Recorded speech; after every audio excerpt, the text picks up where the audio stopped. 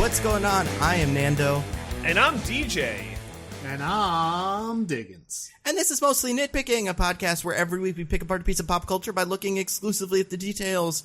Woo! Yeah, woo! This week we got pop culture, so much pop culture in it, you guys. Every second of the movie is more pop culture than most movies have in their whole movie. We got pop culture coming out of every orifice. It's a regular Space Jam 2. Shut your damn mouth. Oh, Not in a my million gosh. years.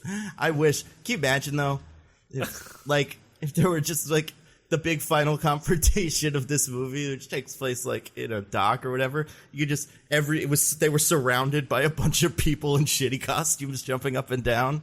That one looks kind of like the Joker, yeah. Oh, I guess they do own the Wicked Witch of the West. Funny for them.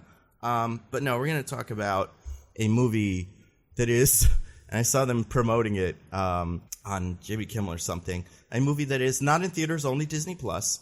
That was such a good episode of Jimmy Kimmel. It was. They're funny. I mean, I'm a sucker for Andy Samberg in general, so yeah. I was loving that. But yeah, so we're talking about Chippendale Rescue Rangers. Gonna be very fun. Chippendale Rescue Rangers. They do. You gotta stop before Disney's copyright lawyers come after us. Oh, they're gonna get you. Shoot. They hate it when people do things. Oh, can we do Winnie the Pooh now that that's in the public domain? We're gonna get all weird kind of Winnie the Pooh shit. You can't sing the Winnie the Pooh image. Yeah. Yeah. We can use an image of Winnie the Pooh. We can't use any of the things from the Disney movie of Winnie the Pooh because that is still in copyright. Yeah, I think the rule is you can't have a red shirt or something like that because that is something created for the Disney. If your Winnie the Pooh has a red shirt within Disney copyright, if it doesn't, not within. Even though it does seem like the one in that movie also is wearing a shirt, but maybe it's not red. I haven't watched the trailer. I just saw a picture like everybody else. We could talk about that as our news of the day. Everyone's favorite segment. I guess I have some Star Wars chit chats and stuff from Star Wars, and I got some regular chit chat. But yeah, we'll do that one first, real quick. Winnie the Pooh is a movie called Blood and Honey. It's pretty good. Sure, whatever. Is it Winnie the Pooh, or is it a man in a Winnie the Pooh mask? I was going to ask, do you think this is going to be an adaptation of that comic where Winnie the Pooh accidentally eats Piglet's ashes? Oh my God. What the fuck? That sentence was really saved in that last syllable, by the way. The roller coaster. Right back up out of the gutter. I don't know. I'm looking at promo stills, and there's definitely, well, let's see. Okay. According to this, these are the real, so in universe, even though these are clearly people with masks on, in universe, these are the toys that have grown up into adult-sized toys that have been abandoned by Christopher Robin, and they have decided to kill. So the Toy Story 3 kind of deal? Yeah, I'm trying to think what is, what it's like. It's like a certain character from this movie, if we want to be all too on the nose about it, but yeah, it's kind of like that, I guess. Oh my God, guys, I'm so embarrassed. What? I got it wrong. It's Tigger's father's ashes that Pooh is eating. Oh, glad you saved it. That's pretty good. That's oh bother indeed. Yeah, I don't know what how many of the specifics are from the books versus from the cartoon Disney movies, because it's spelled Honey, but obviously Winnie the Pooh usually spells it Hunny on his little honeypots, but I'm wondering if that's something Disney invented, and that's why they can't do it in this version. I have no idea. I don't think I've ever read the actual Winnie the Pooh books. Right? Yeah. Well, we're going to find out. We're going to get an education. We'll nitpick it one day, maybe. Have we ever nitpicked a book? Well, I was going to say new movie. Yeah, or that one with Obi-Wan Kenobi, where he didn't love his Winnie the Pooh enough either, and he went to a bank or some shit. Didn't they make that movie? Oh, yeah. There was, an adult Christopher Robin movie where he starts seeing the Winnie the Pooh characters again, and they're like little toys. Yeah. So, I don't know, maybe we could do that. We could do a whole lead up to Winnie the Pooh. I mean, they made plenty of live-action movies of it, and you know what? They're pretty funny, too. Winnie the Pooh's a funny little guy. That's true. Winnie the Pooh is a funny little guy. You heard it here first, folks. Yeah, have you seen that clip where they're all in the hole? I don't know why they're trapped in the hole. I haven't watched the whole movie, but Piglet has to get him out with ropes, and they just do puns for like 3 minutes. It's great. It's hilarious stuff. Great stuff. Great stuff. But this Pooh is bad instead of good. He looks like what's his name? He looks like Professor Pig from... Morally. Well, that's true. We'll see. Well, we'll see. Maybe evil Pooh. Maybe the kids deserve it. I haven't seen the movie. According to this is maybe Christopher Robin has teenage sex, and that means he deserves to die by the logic of the slasher movie. So according to Winnie the Pooh, Blood and Honey, Winnie and Piglet go on a blood-soaked murder rampage after Christopher Robin decides to abandon them without food. Quote, it's from director Reese Waterfield in Variety. Because they've had to fend for themselves so much, they've essentially become feral.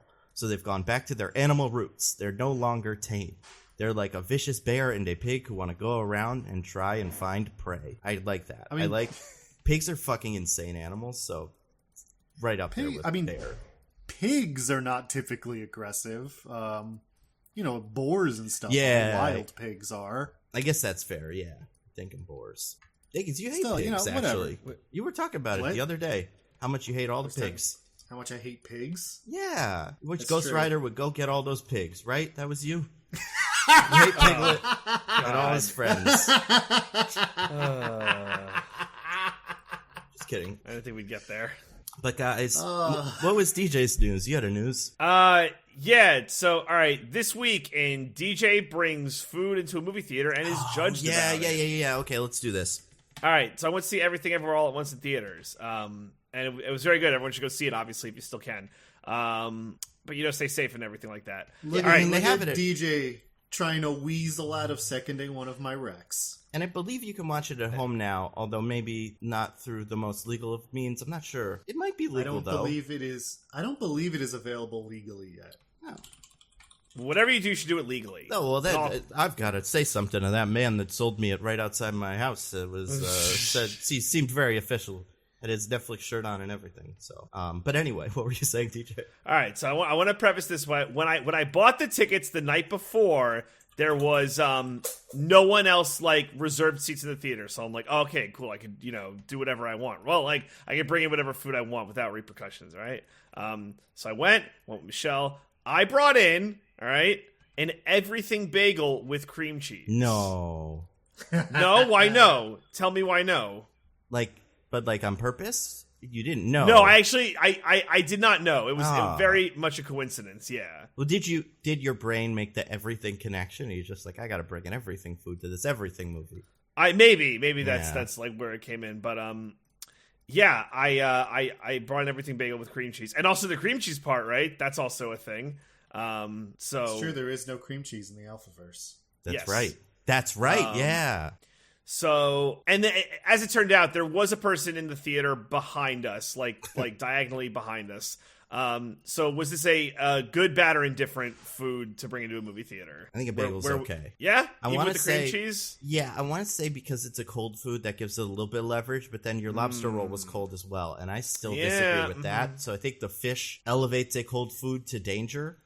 But I think in this situation, for other reasons, it was very inappropriate that you brought it to the movie. But for just the purposes of will it distract someone else in the theater, I think you're good. All right. Well, I don't know. What about you, Diggins? Do you think it's okay? Yeah, what do you think? I think the only unacceptable food to eat in a theater is beans, and that's only because you will be owned. And I would like to say just very quickly, I do believe I've been radicalized by you two after I was shamed that one time for buying a bottle of wine in a dine-in theater. Oh, look at us. So, I think you've radicalized me. I am fully endorse you realizing the Sacred Compact is real. I have no problem with that. Right. I guess after Lobster Roll, there's nowhere to go from there. That would be so unacceptable, but I'll keep trying, and it's not like I'm doing it on purpose. It's mostly happenstance. A warm fish. And if you had a hot tuna sandwich, that would be, I'd say, the least acceptable thing to eat in a movie theater. Even worse than that would be that'd be the final transformation of my disgusting evolution here. So, all right, well, I'll keep you guys posted in that case. Speaking of that, someone tweeted at us this week. I don't know if either guys remember this, remember seeing it, because I think at least one of you was tagged in it. Or maybe I tagged you, DJ, that they had an experience that was insane, where someone was on a Zoom the whole time. So that's happening. On a full-blown Zoom call. But this one seemed no headphones or earbuds or anything. At least mine was, the lady like did have earbuds on, so like I guess, but yeah, it's happening. And like I think Diggins's denial of that, like it's not just a thing that happens, but it's like all of our individual faults, is honestly blatantly dangerous at this point. I listen, all I'm saying is you shouldn't have hit that witch with your car. Are you saying we all hit witches with our respective cars? Like, I don't understand. Look, if it happens once, could be a coincidence. The fact that you say this stuff happens to you constantly, I think it's the witch. Well, I don't know. I think if these cases start piling up like this, then, you know, we might have some kind of investigation. Because now I'm starting to think you did something to avoid all this. I didn't hit a witch with my car. Okay, all right, well, Yeah. there you go. Diggins doesn't drive as much as me and DJ That's do. true. Yeah. Yeah, I It's very a- rarely drive. Yeah, especially, I mean, yeah, you live in the city, and nobody drives in the city because there's too much traffic. You know, why bother? But yeah, Thanks, the Futurama joke from 20 years ago. The witches have popped up though a lot more in the last 20 years. I think it's because of Pokemon Go or something. I don't know, but there's witches everywhere, so it is really hard to avoid hitting them with your car. Yeah, nonstop. Yeah, by witches, of course. I mean any pedestrians. If they're not in a car, they might as well be a witch. No, I think I think the curse is alive and well. I will say my Doctor Strange experience not too long ago, that was okay. So maybe, knock on wood, maybe my like spell has worn off, but yeah. I also had a good Doctor Strange experience. The weirdest thing, spoiler for Doctor Strange, is that when John Krasinski kind of came on the screen, there wasn't like a ton of applause. It was like a lot of like, what? It was like, I heard a lot of what's like going on and like murmuring, like people were really confused. And it's like, that's they hadn't not seen exactly the Benghazi movie he was playing that character from, the one where he saves Benghazi or whatever. I don't know what the Yes, fuck he does, some CIA something. There hasn't been a single original character in a Marvel movie in so long that when one showed up, they were like, "What is this? Huh? Yeah. A new character? I Right. don't understand." And what myths does he keep? What humans does he lead? What are we even supposed to gather from his introduction? Did you hear, by the way, speaking of Doctor Strange and kind of news this week, actually, and we'll get to the movie, and this is kind of related almost. There was not supposed to be, but that edition specifically, spoilers for Doctor Strange, but the John Krasinski part in that movie was like added very late in the game, surprise, surprise, but it was originally supposed to be Daniel Craig as Balder, that universe's Thor, and then it was going to be Daniel Craig as that universe's Mr. Fantastic, and then they just couldn't get him, I guess, so they did that instead. Or they may have actually had him. There's apparently a lot of shit that was filmed that didn't make it into that movie. Apparently Ghost Rider was going to be in it. And there's like pictures of him fighting Wanda. damn it. Yeah, that Illuminati was going to have a whole bunch of guys, which like I'm 50-50 on, but at that point it's like do them all. I don't care. Yeah, agreed. I want to see how she kills Ghost Rider. That's interesting to me. In for a penny, in for a pound. I'm totally. I would watch the whole 2-hour movie of just Wanda killing I would watch Wanda kills the MCU. Right, yeah, I was going to say that was what people were hoping Deadpool would be. Deadpool 3 would be Deadpool going and killing all the characters from the movies that weren't canon anymore, and then just like, done. No more Nicolas Cage, no more, I don't know, who else was in these? No more Ray Stevenson Punisher, no more the guy from the Mist Punisher. No more Ben Affleck Daredevil. Yeah. No more Elektra. No more the other Fantastic Fours. And Yeah. you'll say something about how Human Torch looks a lot like Captain America. God, that's exactly what he'd say. You got an ass, boy. An ass on you that could be representative of a country or something. I've seen that ass before somewhere. That's what it would be. Yeah. But yeah, Balder Daniel Craig. That seems kind of fun. He's one of those actors that I'm like, I'd love to see him in all kinds of weird roles. You know? Mm-hmm. Yeah, totally get it. He's so good. I hear he's incredible in Macbeth. I'd die to see, not like die to see it, but I'd love to see that. He's doing Macbeth with Ruth Negga on Broadway now. I'm like, Jesus Christ. So good.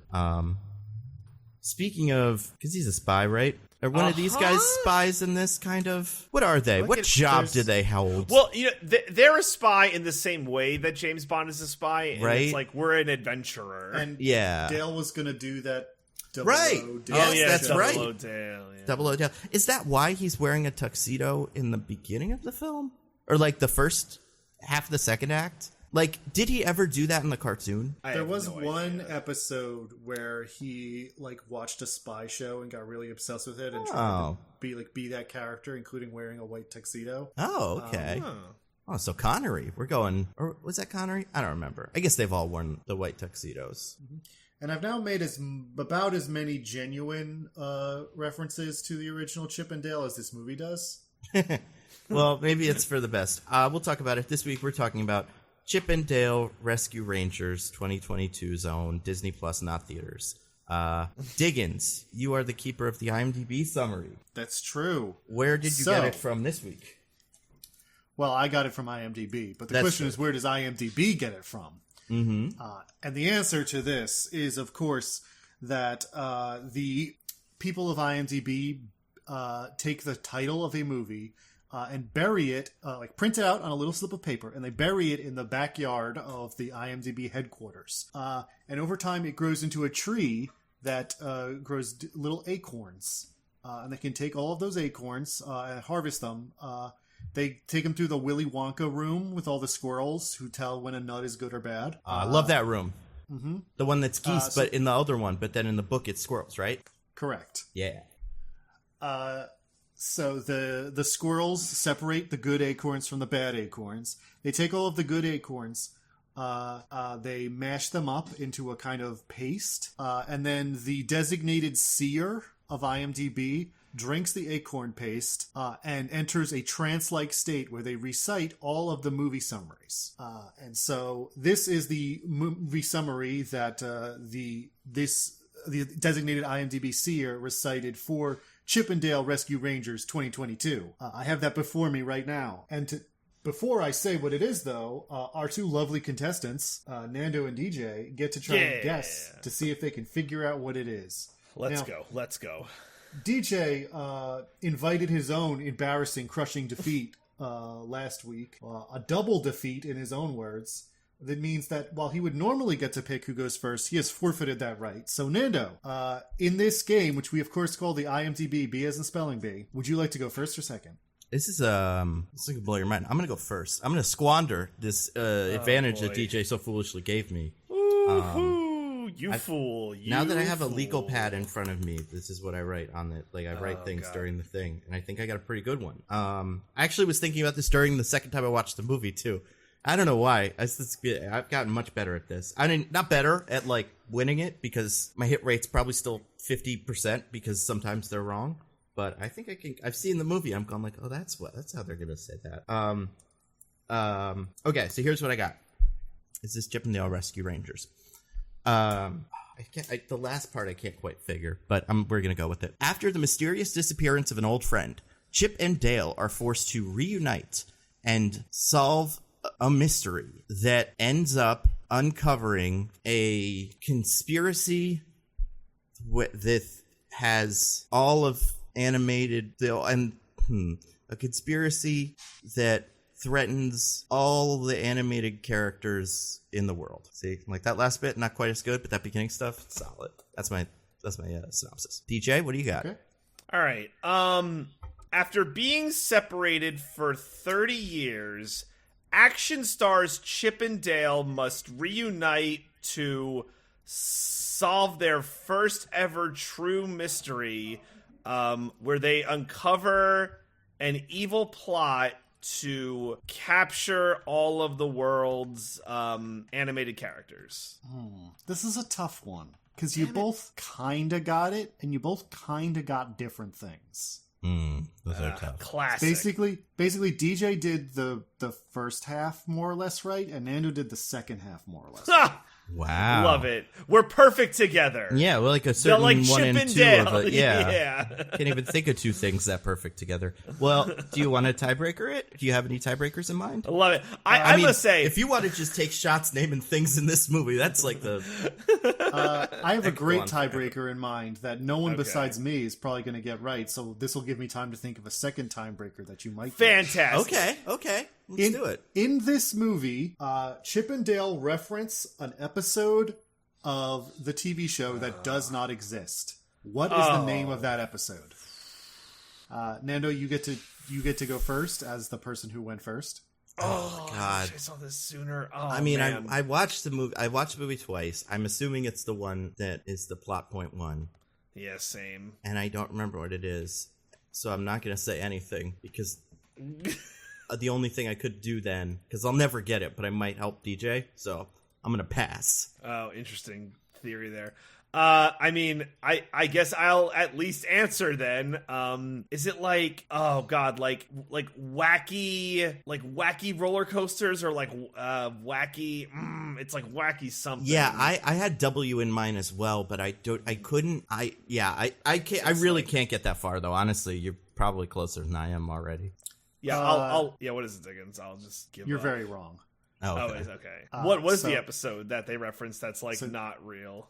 Neither of you are going to put in a guess? No. I mean, there's no way. I have nothing. Yeah. The episode they referenced that is not real is called Mission Chip Possible. Oh, that episode you are talking about. That makes sense because it didn't come weird out fish something. yeah, That episode exists. that makes sense. And so it is not the one I was talking about. Yeah, there was no Mission Impossible till like 99 or whatever, so of course that It was a the fake one. It was a show for a while, right? Like Mission Impossible is an older property. It predates it? the movies. Yeah, Oh. they're not like Mission- super old, but I feel like it's at least 80s. Yeah, there was a TV show that the movies are technically based on, but the movies have far eclipsed that show in popularity at this point. Well, it's interesting because I believe in the original one, that's the bit in the first one is like I can't remember. It's either the main character of the show has been bad the whole time, or he is killed very quickly, and it's like, oh shit, things are about to go down. So it's very quickly like a don't worry if you didn't see the show, you'll be fine. None of them are alive, but I do think Kittredge, the one that's in the trailer for the new one, I think he's from the show. I don't know. Anyway, Okay, here's a second tiebreaker. There are many fake movies with billboards that are referenced in the running time of this movie. okay. Can you name one of these fake movies? And if you can both do it, then we'll keep going until somebody can't. Yeah, I think I get to go Damn first, it. right? Yeah, Nando, you get to go first. Yeah, then I'll do the Batman vs. ET one. It's the easiest one because it comes up during the movie. Yep. I have another one, but DJ, can you name one? This is it's just I could answer you, Diggins, or I could go on a several's long minute rant about how just the deck is continually stacked against me, and people might think it'd be weird that how could someone just go on like a 4 or 5 or however many week long losing streak. Seems impossible in my opinion, but it just keeps happening because you two are just playing a scam and your guys are good at it. So I congratulate you two. I congratulate you two on this scam that you've pulled off. It's honestly impressive and I'm proud of you two. it is an insanely good scam, Dickens, that we're pulling off because it's always like close. We're really good at making it just close enough that it's like they didn't cheat. It's believable. But it's not it's believable. not like Hungary or Russia or something where it's like, we won 80% of the vote. Exactly. No one's ever going to believe that. We give DJ all these chances to get it right. Can I do another one? Wait, because I don't DJ what? managed to buy himself enough time to cheat, and he's the answer now. Hey man. Yeah, I just googled fake movies for I guess on Disney Plus. Crap, I could have cheated. I'm such an idiot. DJ, you got to give me an answer.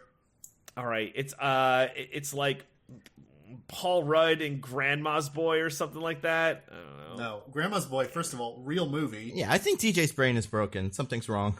We need to like Paul Rudd and Grandma's Boy, I think, is like a sign that you're having a stroke. If that's what you're going to put up. Nando, for the win. Do you want to name another one? I don't remember exactly what it was called, but I believe there was one called Fast and Furious Babies. That was exactly what it was called. Yeah. Damn it. There was one in between those two that he walks by. I don't remember what, because it's Batman versus E.T., something else than Fast and Furious Babies, and Dale or Chip is like, that one actually looks good. What was the second one? Do you have it? up? I don't know the one that was in that scene. My favorite is in a billboard in a later scene. It's called Lego Miserable. Yeah, that one is good. But either way, Fast and Furious Babies. I mean, yeah, the Ant-Man one, DJ. Did you forget that that's what it was? The Ant-Man one was like, that wasn't like a fake movie. I mean, it was wasn't. Tickets was referring to. Well, in the end credits, DJ, if you didn't immediately shut off the movie, they show that in the universe of this movie, they did end up making Ant-Man. Would you have given me Ant-Man? I would have, yeah. Oh, come on! Yeah, I remember, because that poster is great. Just him getting lots of kisses from aunts. I think I could. What is that other one in that scene? Because they're all pretty good. But I don't have to remember because because you went. Mm-hmm. Well, what was actually? And this is probably the greater travesty. What was the IMDb summary that I could be great mad question. that I probably got? Summary? Well, like I said, you guys kind of both sort of got half of it and then veered off into not in it at all. Because the summary is 30 years after their popular television show ended, Chipmunks Chip and Dale live very different lives. When a cast member from the original series mysteriously disappears, the pair must reunite to save their friend. Oh, yeah. There you go. I'm sorry. I got 30 years and you're not going to give it to me? You did not mention that a friend mysteriously disappeared or that they must reunite. Yeah, come on. No inciting incident, DJ. Get in that. Oh, my God. Yeah. Like I said, you guys have done a really good job at making me lose it. Honestly, maybe we just cancel the game because I'll never win because it's just not possible. We'll do a vote. Majority rules. I vote to keep the game. Dickens? I vote to continue the game. That's great. DJ, do you have a vote? I also vote. I vote to continue the game as well. Yeah. Very good. The ayes have it. The game continues. I get to go first then because I won this one. Yes. Correct. Yeah, so I remember hearing about this movie maybe 2 months ago when everybody else did. Although it's probably something that I've read about once. I feel like I will check up on Andy Samberg every so often and go what's he up to? And I bet I saw this and went, that sounds fun. Because I like him. I think he's funny. He does a lot of stuff though. But then the fact that it was directed by Jorma Chacon or no, Akiva Schaffer, the other one. And then it turns out to have been a full Lonely Island project. This movie was made for me. I love Popstar. I love Hot Rod. I love MacGruber. And I just think this movie is probably going to be a top fiver for me for the year. It's so funny. It's so well executed. All the cameos are cameos. They're little funny things, but they don't detract from the movie, but they also have the right amount of care to make them feel not just they put a bunch of people in little costumes and had them, stand around, like a certain Space Jam that is really bad in comparison. And this movie is just great. I think it's got all the nice little simple things, it's got all the story stuff that makes it a good enough movie on its own. But then it's as close to a Roger Rabbit sequel as they're ever going to get, and some of the shit that they managed to pull off is crazy. And I found myself genuinely laughing out loud a bunch at home watching this movie. I wish movie theaters were cool and everything was great, but even if this wasn't at one, but I would have liked to see this in a theater. I think this would have been a real treat. Although it probably wouldn't have made any money and then would be a cult classic or whatever. So here we are. But yeah, Chip and Dale Rescue Rangers, loved it. Huge fan. Everything about it was great. We'll get to more of it, but can't say a bad word about this movie. All right. What about you, DJ? What did you think of Chip and Dale Rescue Rangers? I also enjoyed Chip and Dale Rescue Rangers. I wasn't as high on it as Nando, but not for just I don't know top five's big. Maybe by the end of the year, it will be a top five for me. But yeah, I thought it was really fun, very playful. I think the movie was a little bit saturated in the death by 1,000 cuts with some of the cameos, but I think overall it was fine. I do appreciate and we'll talk about it, but they got a lot of stuff in there that I was genuinely surprised by, and I think that's helpful. I wouldn't go as far. Oh, I don't think any of us are. I might be making a strawman argument, but I would never compare this movie to Space Jam 2, because they only had Space Jam stuff, and it wasn't this was just Disney IP the movie, much like a certain Space Jam 2. So I think that certainly helped. But it's very fun, very enjoyable. I weirdly would have liked to see this in a theater because I think it might have been one of those.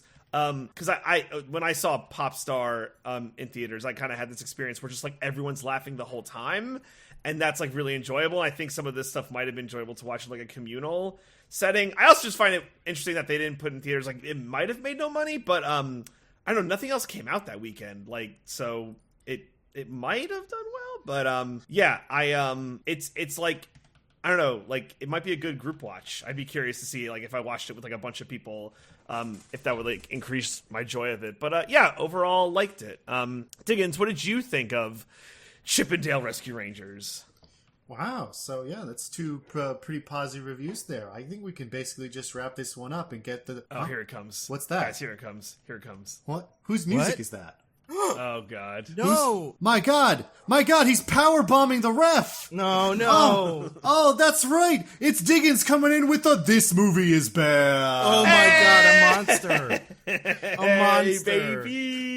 Baby. Cold heart is broken.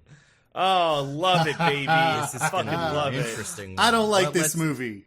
Yeah. Wait, did you say you hated it? I don't like it. Why? I don't like it. Okay. Yeah, please. What's not to like? So, I think this movie makes a big mistake early on by referencing Roger Rabbit, because then I spend the entire time thinking about the much better movie it's pretending to be. Oh, interesting.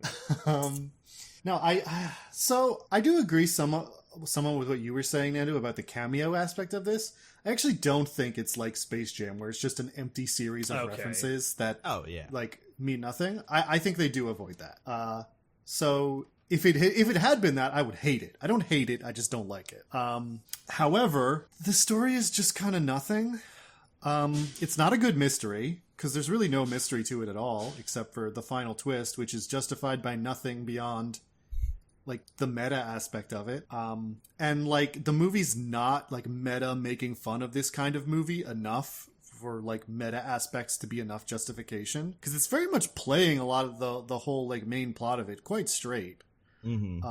So then it's just like an uninteresting, very straightforward mystery, so that's not fun. I think the characters are too broadly drawn. I don't think it's functional that, you know, we set up the conflict, they have the conflict the whole time, and then at the end, you know, they reconcile. Like, again, that's fine. It's a functional plot, but it's just, again, it's just not very interesting. They don't do much with it beyond the standard. I don't really believe their conflict that much, because other than some mild annoyance from Chip, they don't seem to not get along, really, during most of the movie.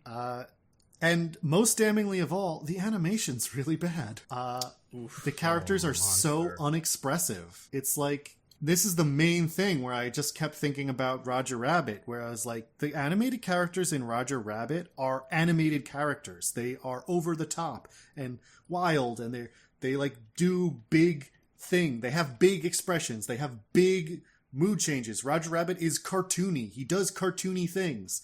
The animated characters in this movie are just like people who look like animated characters. And that's not like fun. Like, why are we doing this whole animated characters in real life thing if they're just going to act like people? The only one who doesn't do that is the villain, who is the only one who I think is kind of fun animation wise. Which villain? The police detective, not Yeah, the other one. he was cool. Yeah, he was fun animation wise, but nobody else is like that. Everyone else is just like normal. And so it's... So you just end up with like these weird, stiff, like 2D animation stretched over 3D models, except for Dale, who is just a 3D model. That it's just not as good. It's not fun. It's not interesting. I don't think most of the jokes are that funny, personally. What? Which Insane. is entirely subjective. So like, there's not much I can say about that. Yeah, I did not have a good time with this movie. I don't hate it. It's not awful, but it's not very good either. Wow. Who turned your heart to stone, Diggins? Who turned your heart to stone? I usually love the Lonely Island movies. Like, I think they do make very good movies. So I'm not even against you on that, Nando. This one was just a miss for me. Interesting. Well, we'll get to it, but I think it was... I mean, I agree with most of that. Not most of that, some of that. I think the animation style is tricky because not clearly, but probably this is what we were going to get. I'm assuming it just costs a lot less money to do it this way than to have everything be actually hand-drawn animation instead of this weird little 3D CGI stuff. Oh fake- yeah, I mean, yeah. Roger Rabbit was both very expensive and like an insanely difficult movie to make. Yeah. So I understand why people generally don't do it that way. But at the end of the day, it does look a lot better. And I also wonder how much of this.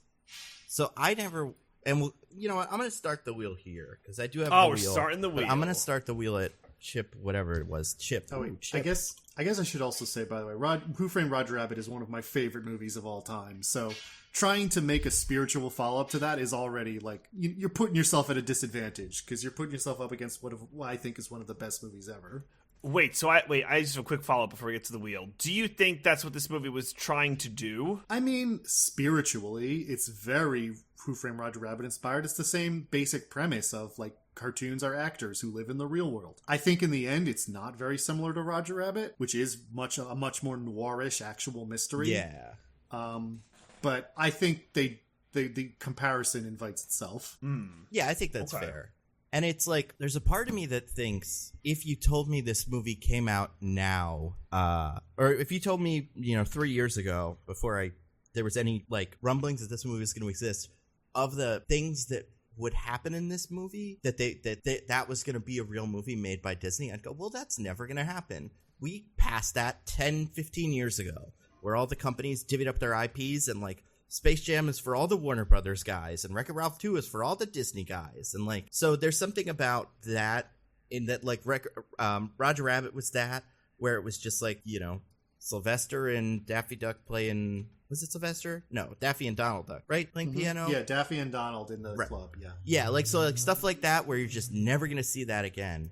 And it wasn't quite as like, groundbreaking and on the nose, but there was stuff in this that's like, I guess maybe we can do that again. So I guess all I'm saying is it kind of felt like, and not that this point is actually very valid, but how people are like, you could never make Blazing Saddles in 2022. Like, it felt like you could never make Roger Rabbit in 2022 because of all the licensing concerns. You would never be able to get that cohesion. And I still think the studios were a little bit, Disney's gonna Disney, and like, but I guess they let enough stuff go. But they're still not gonna let their toons be, like smoke cigarettes, which I believe they did in the first one, right? So like that scene where Bugs and Mickey like finish work and then they just like go be adult humans, kind of. I don't think that's in the final movie. Bugs and Mickey only show up in the parachute scene in the final movie. Oh, I'm thinking of something else then. But yeah, I do want to start with Wheel Chip 10, which was going to be Wheel Chip, like, which just so we could get this one out of the way, because this is a question I have for Diggins that kind of goes from that. So I'm going to spin the wheel, tick, tick, tick. What is Chip and Dale?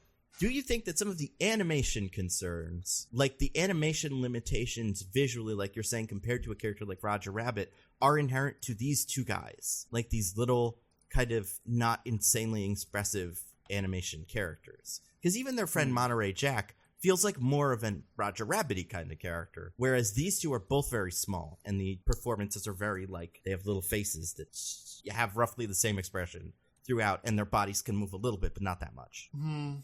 I mean, I think that maybe does contribute, because I agree Monterey Jack is more expressive, but then Gadget is not.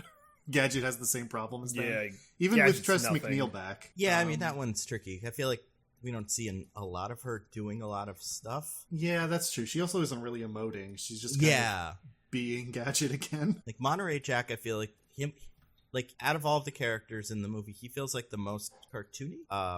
Yeah, but then, like, I guess my pushback to that, though, would be, I mean, yeah, you see what Monterey Jack does in this movie. He does the whole, like, contort and float through the air thing. When he smells cheese, he does cartoony things. And, like, yeah, the Chip and Dale are, like, kind of smaller and less expressive-looking models, but you can animate, off-model. You can have them have more fluid and more dynamic animation. And I think that would help alleviate the problem. If those characters just emoted better in the scenes of their fighting, I think even just that little change would have made it a more enjoyable movie for me, because I would have believed their conflict more. So this is my question in general with the What is Chip and Dale? And like my limitation here, I never watched the original Chip and Dale. I don't know any of their names besides the ones that I learned in this, but like, I don't know what the fly's name is and stuff.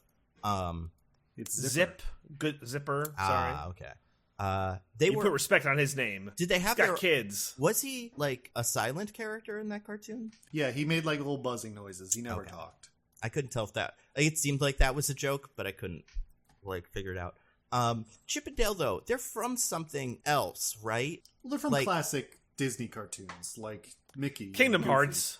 Right. Yeah, And, Kingdom and Hearts. they're the Kingdom engineers in Hearts Kingdom characters. Hearts. Yeah, they build the gummy ship. Do they Everyone really? knows. Is that a thing they do? Yeah. So I guess my question, okay, so like for someone like myself, Diggins or DJ, what's Chip and Dale's deal historically, and like what are their shows like? Oh. Who are they? Do they have characterizations that are like Chip is the smart one, Dale's the dumb one? That is kind of basically. They're usually together more pranksters.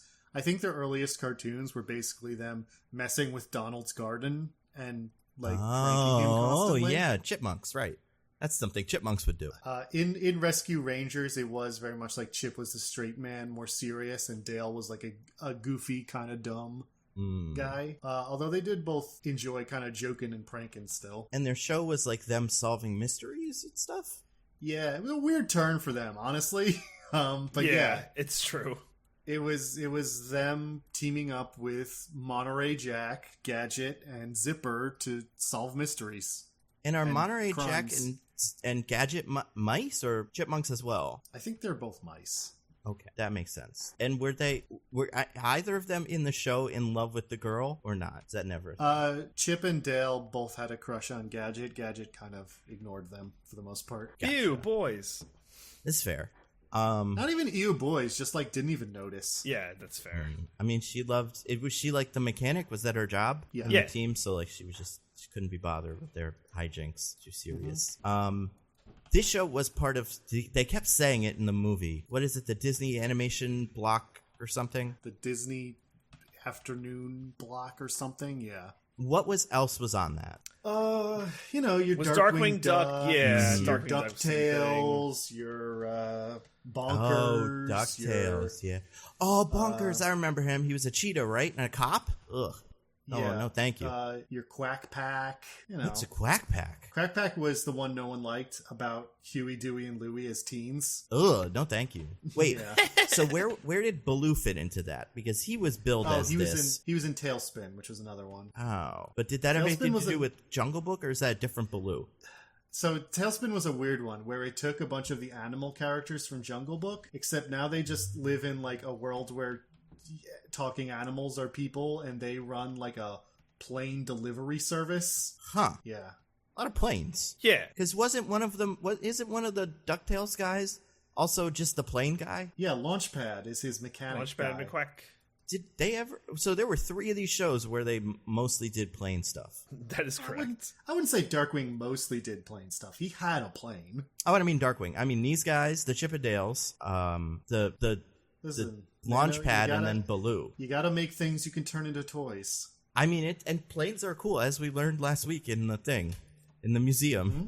Planes are the best, Yeah. and everyone should make things about planes. But it just, I'm like, did they ever have like a big episode where they all raced each other or some shit? That'd be You know, cool. wacky races. Yeah, in planes, because it's like, how often do you have 3 guys on the same like little network block they're all plane guys? I wonder which one's the best one. If you had to say right now, which one's the best one? Baloo, Launchpad, or Dipper, or whatever her name is. No, wait.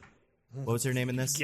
Gadget. Gadget. Why did I think Dipper? I don't know. That's like some What's Gravity the- Falls shit. What's I don't the other know. thing? Wait, what's this fly's name? Zipper? Oh, okay. Yeah, that's what I did.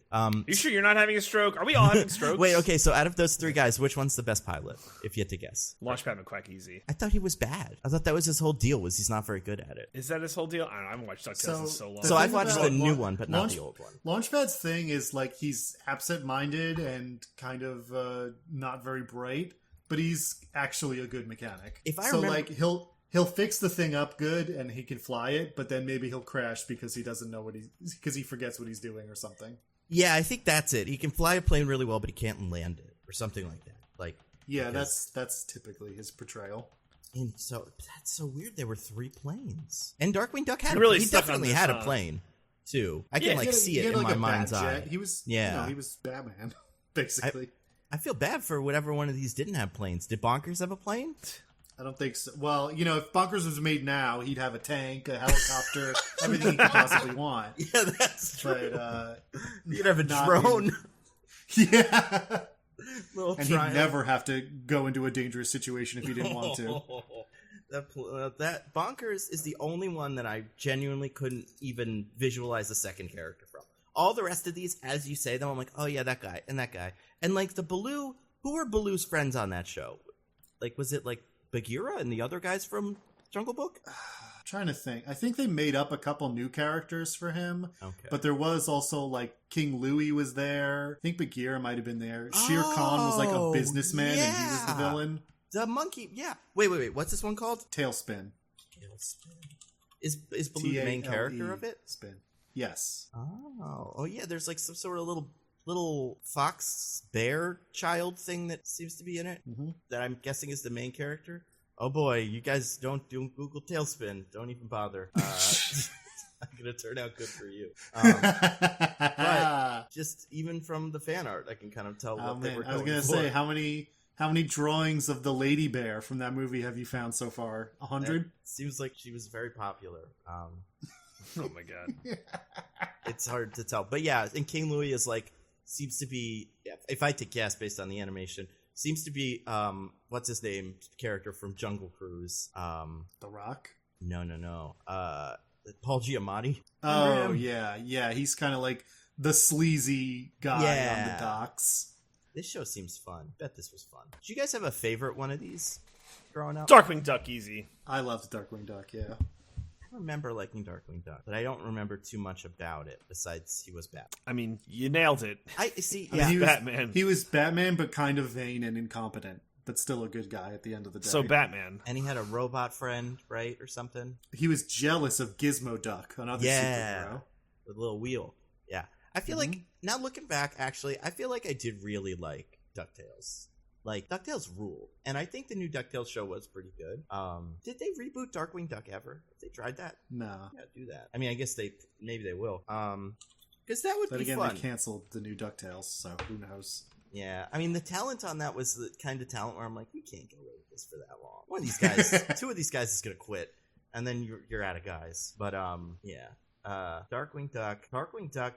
There was a crossover comic between Darkwing Duck and DuckTales, and then apparently a reboot series is in development at Disney Plus, which is fun. Yeah, I'll believe it when I see it. I mean, yeah, I'd kind of like to see a movie of Darkwing Duck. Like, I guess you could do it as a series, but like as a straight Batman parody. Parodying the Batmaning of today, where I don't know, what does Batman do today? CrossFit and stuff. Cry about how lame Alfred is not his father. Yeah. Kill people. Yeah.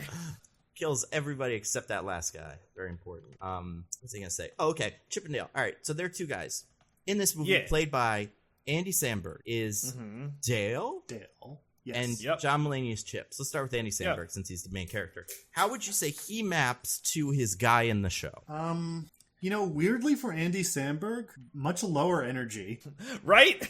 Is it because his character is supposed to be like the sad one in this or something? And then they like... Well, Chip is like the sad one, I feel like. He's the one selling insurance. Yeah, I guess that's only true. Has a dog. Which, this character, like, also, like, weirdly... It's both, like, different for them. Because, like, if you think about the last big John Mulaney, like, animated thing, it was, like, Spider-Pig or Spider-Ham, whatever.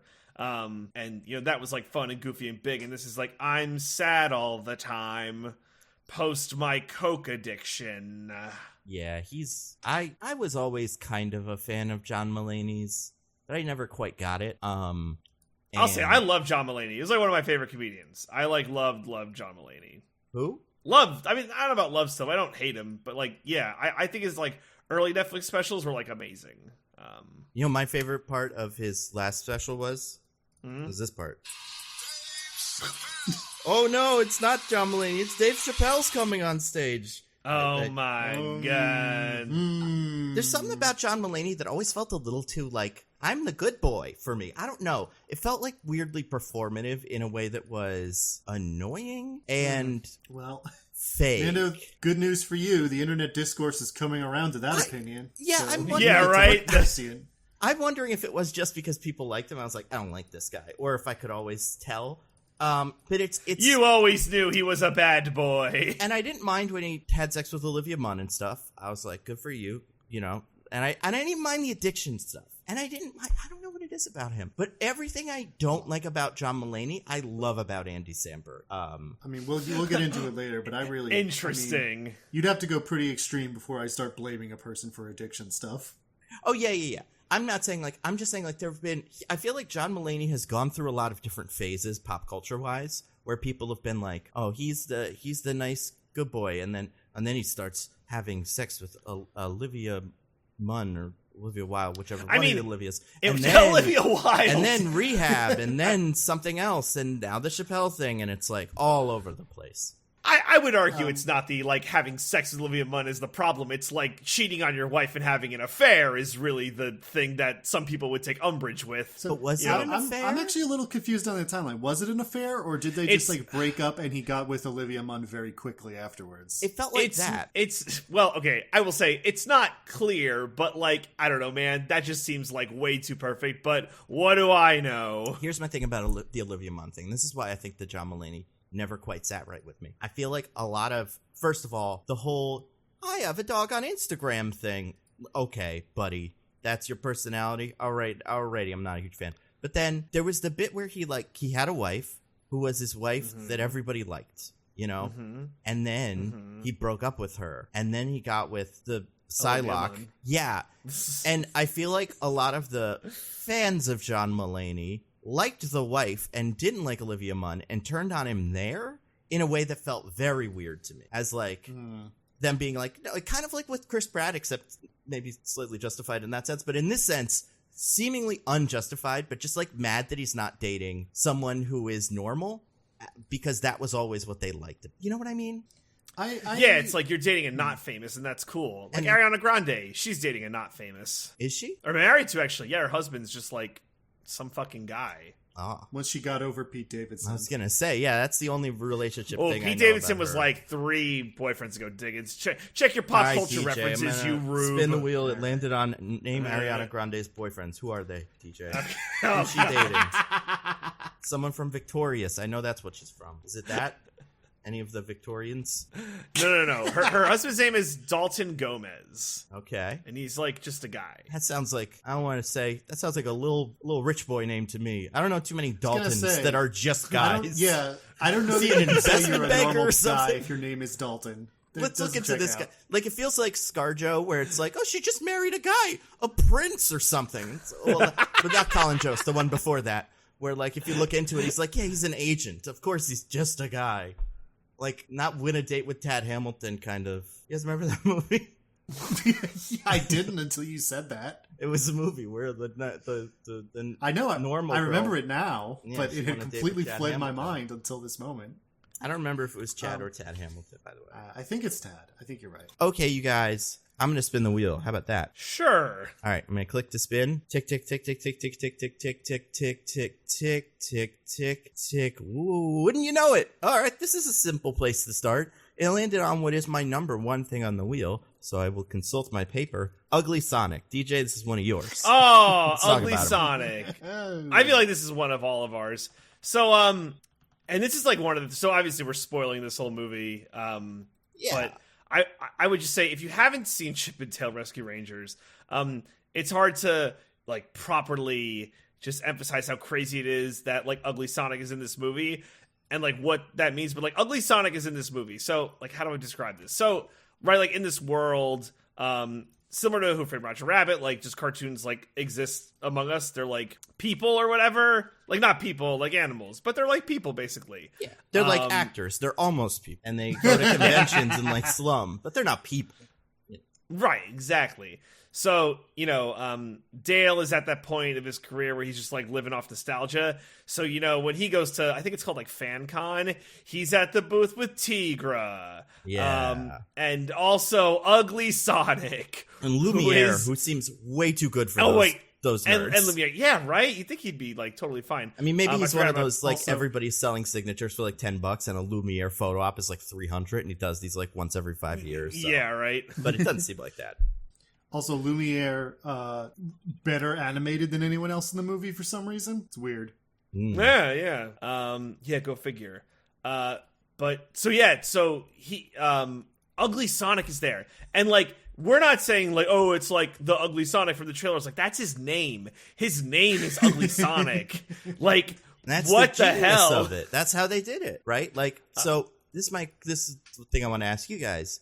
Have you guys seen Nathan For You? Yes. I knew that's where this was going. Because that's what this is. He did a dumb Starbucks. As long as you put a word specifically in front of the name of the thing so that no one can see it and go, that's the regular Sonic, and you're a parody guy, then you can do whatever you want. Like, it's genius. And, like, we all know that's Ugly Sonic, so it doesn't even need to be said. But the fact that they call him Ugly Sonic means it's cool. And, yeah, it's brilliant. So, from a, like, movie or, like, meta perspective, how is he in this movie? How did Paramount okay this, or is it a parody so Paramount can't say shit? Parody. I've heard Paramount did not know he was until very late in the game. But yeah, like I'm sure the Disney lawyers, because I mean Disney lawyers could fucking sue God if they wanted to. I'm sure they figured it out and got every and have yeah, they got every I and T crossed, and they went like. But I do think like. If you look at the Lonely Island specifically, they're about as close as we have to like proper parody artists that make parody things that are famous. So like, as long as they put a word on it that wasn't, regular movie Sonic, then I think they could have done this with Optimus Prime or guys. I can't even think of who would be worse for that. Like they could have done it with Batman, but they don't even need to. But like, all my examples would be a Disney IP that they already have access to. But like, I think they could have done Ugly Mickey Mouse if they weren't Disney. Because they have that level of notoriety. Right. I feel like if somebody had tried to put in like an ugly Mickey Mouse into a Disney property, Disney would sue them. That's true. Yeah, they would just have one lawyer would sit in a room like and do all the parts of the lawsuit. He would cross-examine himself, and then he would object to that cross-examination. It would be pretty funny. I'd watch it. So here's the interesting thing I think about Ugly Sonic in this movie. It's not only that he shows up, like, in the context of, like, oh, it's funny that he's at a booth sighting, ha ha ha. He's, like, a character that does stuff. And you can argue has, like, an impact on the plot. Maybe like, the sixth lead of this movie, maybe. Yeah. He's the real hero. He's got more to do than the other two ones. Its names, I think, are Zippo or something. Zipper and the girl one. Gadget. Yeah, like, he's got more lines than them. And you know what? He deserves every one of them. Because, did you see, either of you, who he was voiced by? Or could you hear it? No, I got Zipper was voiced by? No. Ugly Sonic. Ugly Sonic. Oh, yeah. I know exactly who he was voiced by. And it becomes very obvious when you think about it because he acts like a character from that guy's stuff. Yes. And I must not be familiar then. Well, it's funny. You are. You definitely are. Oh, yeah, for sure. Okay. You don't hear it super clearly but once you know it's him, and you can hear it. Like, if you went by again after we told you that it is Tim Robinson, is Ugly Sonic. Oh, shoot. The gnarliness of his character really, and griminess flows through him. In a way that's he's so good. Ugly Sonic in this movie is an I think you should leave character. Yes. Yeah, it's true. I don't think they'll do this, but I think they could make an Ugly Sonic movie if they wanted to. Like, oh my god, that would be fucking I think crazy. You would need permission to do that. I think the fact that he's a small part of the movie is part of how they get away with it, you know? I agree. The permission would be tricky, but like, I guess I mean more. I would love to watch a movie just about this Sonic shadowing a police force or shadowing the FBI and trying to like maintain his relevancy, all in the shadow of Pretty Sonic, I guess is what you would call him, or just normal Sonic. I would watch the BoJack Horseman style show about Ugly Sonic. Exactly, with Tim Robinson, like it's perfect. Yeah, I love the teeth. The teeth, man. Oh my god, the teeth. I love the focus on the teeth. I love the stupid eyes. I will say, yeah, these are some of the jokes in the movie that landed the best for me. Ugly Sonic was actually pretty funny. So funny. And yeah, just a wild. I mean, DJ and Diggins, I guess, but I feel like Diggins' answer is probably no. DJ, was you seeing him in the movie the first time you heard of Ugly Sonic? No. Yeah. So definitely Diggins, because you said you watched it today. So I'm sure this made it to you via internet. Yeah, I knew he was in the movie. Did you have a sense for how much he would be in the movie? No, I figured it was just a little cameo. Yeah, I was so happy when that kept going. Like, it was great. Yeah. So yeah, just couldn't do this podcast without mentioning Ugly Sonic. Just not possible. Yeah, I like if you watch it the second time, like I did, it is clear when they meet Ugly Sonic again and ask for help that he is saying, like, I will show up for you guys. Because they say, like, will you help us? And he says, like, I don't think I could do that. And they're like, oh, screw you, get out of here. And then he's like, but I mean, and then, you know. But it's funny because that is set up really well as a little, like, I don't know, Sonic Chekhov's gun kind of thing. Yeah, that is one of the less clumsy setups in this movie because it plays believably as a joke of like, Sonic was just making that up because he's a big-headed liar. But then it turns out he was telling the truth. Yeah. Unlike many other setups in this movie, which are incredibly clunky. No. Well, we'll see. I think Ugly Sonic was pretty cool. I think if there's anything else about him. He's ugly. He goes slow. Yeah. And so the poster's behind him because he's been up to stuff. This like FBI show that he's doing does not seem to be his only gig. I need to see a picture of it. But I think this raises a question though. Mm-hmm. So like in this world, cartoons are actors, right? Yes. Yeah, we were kind of getting to that. I think we got sidetracked, but what's the deal with like Chip and Dale? Like, what's their deal? Yeah, and this is another thing on the wheel, so I'll just like kind of cut this. We'll jump right into 3, which is like, where do cartoons come from? I think is probably the same thing here. So yes, that is exactly where I was going. So like, was he created for the Sonic movie, or is he a guy who grew up, years later, got cast in a Sonic movie because he kind of looks like Sonic, and everyone had a fit like, this guy's so ugly, you can't put him in the movie, and they fired him or replaced him with someone else? Is that what happened? I don't know. I mean, maybe in this alternate universe, there were ugly Sonic movies. Like, the same way we got the shitty Super Mario Brothers movies in the 90s. There was just an ugly Sonic guy, and then that happened, and now there's Pretty Sonic, who has usurped him. But he did have a career before this. Because I assume, and this is another thing I have a really hard time with as far as like aging goes, because he's played by an actor in his 30s. I assume the character is supposed to be in his 30s as well. But like the Chipmunks, when they did Rescue Rangers in the 80s or 90s or whatever, they looked exactly early 90s. Yeah, so they looked and sounded exactly the same, and they have not aged at all. No one has aged. Yeah, no one has aged except for one person who we'll get to later. Yes, that's right. Yeah. I'm trying to think if there was another one. But yeah, you're right. Baloo has, I guess, so you don't age, but you can get the surgery to make yourself a CGI guy, and that sucks. Yeah. But yeah, like, are they immortal? How does that work in Roger Rabbit? Like, obviously, Roger Rabbit, they actually go into this. The only thing that can kill a toon is Dip. Right. Which does make an appearance in this movie as well, I think. It gets a cameo. They don't use it or anything.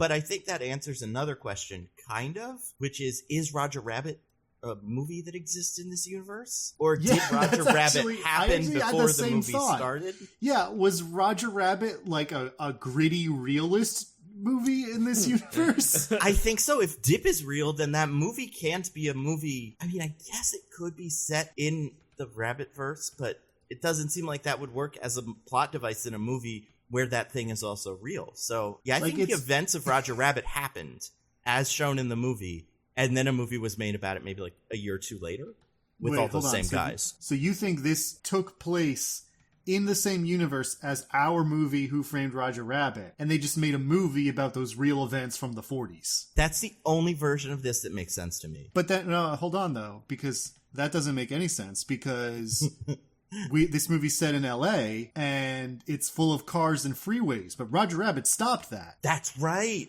because that's what that movie's about. Well, I mean, you know, something's gonna get you, you know? It was all for nothing in the end. They still bought up all the trams and tore them down, and then built all the freeways even after Roger Rabbit stopped Judge Doom. I mean, it got him a year. Like, he bought some time, but progress was going to happen eventually. But you're right. I don't know. I think that has to be what this is. Like, yeah, unless this is like a blue meth situation where after the movie Roger Rabbit came out, people invented Dip because of it in a movie and went like, this is something we can use to kill toons. And now it exists in the real world, independently of the movie, but inspired by it. Maybe that's what it is. That's wild that someone would do that, but maybe.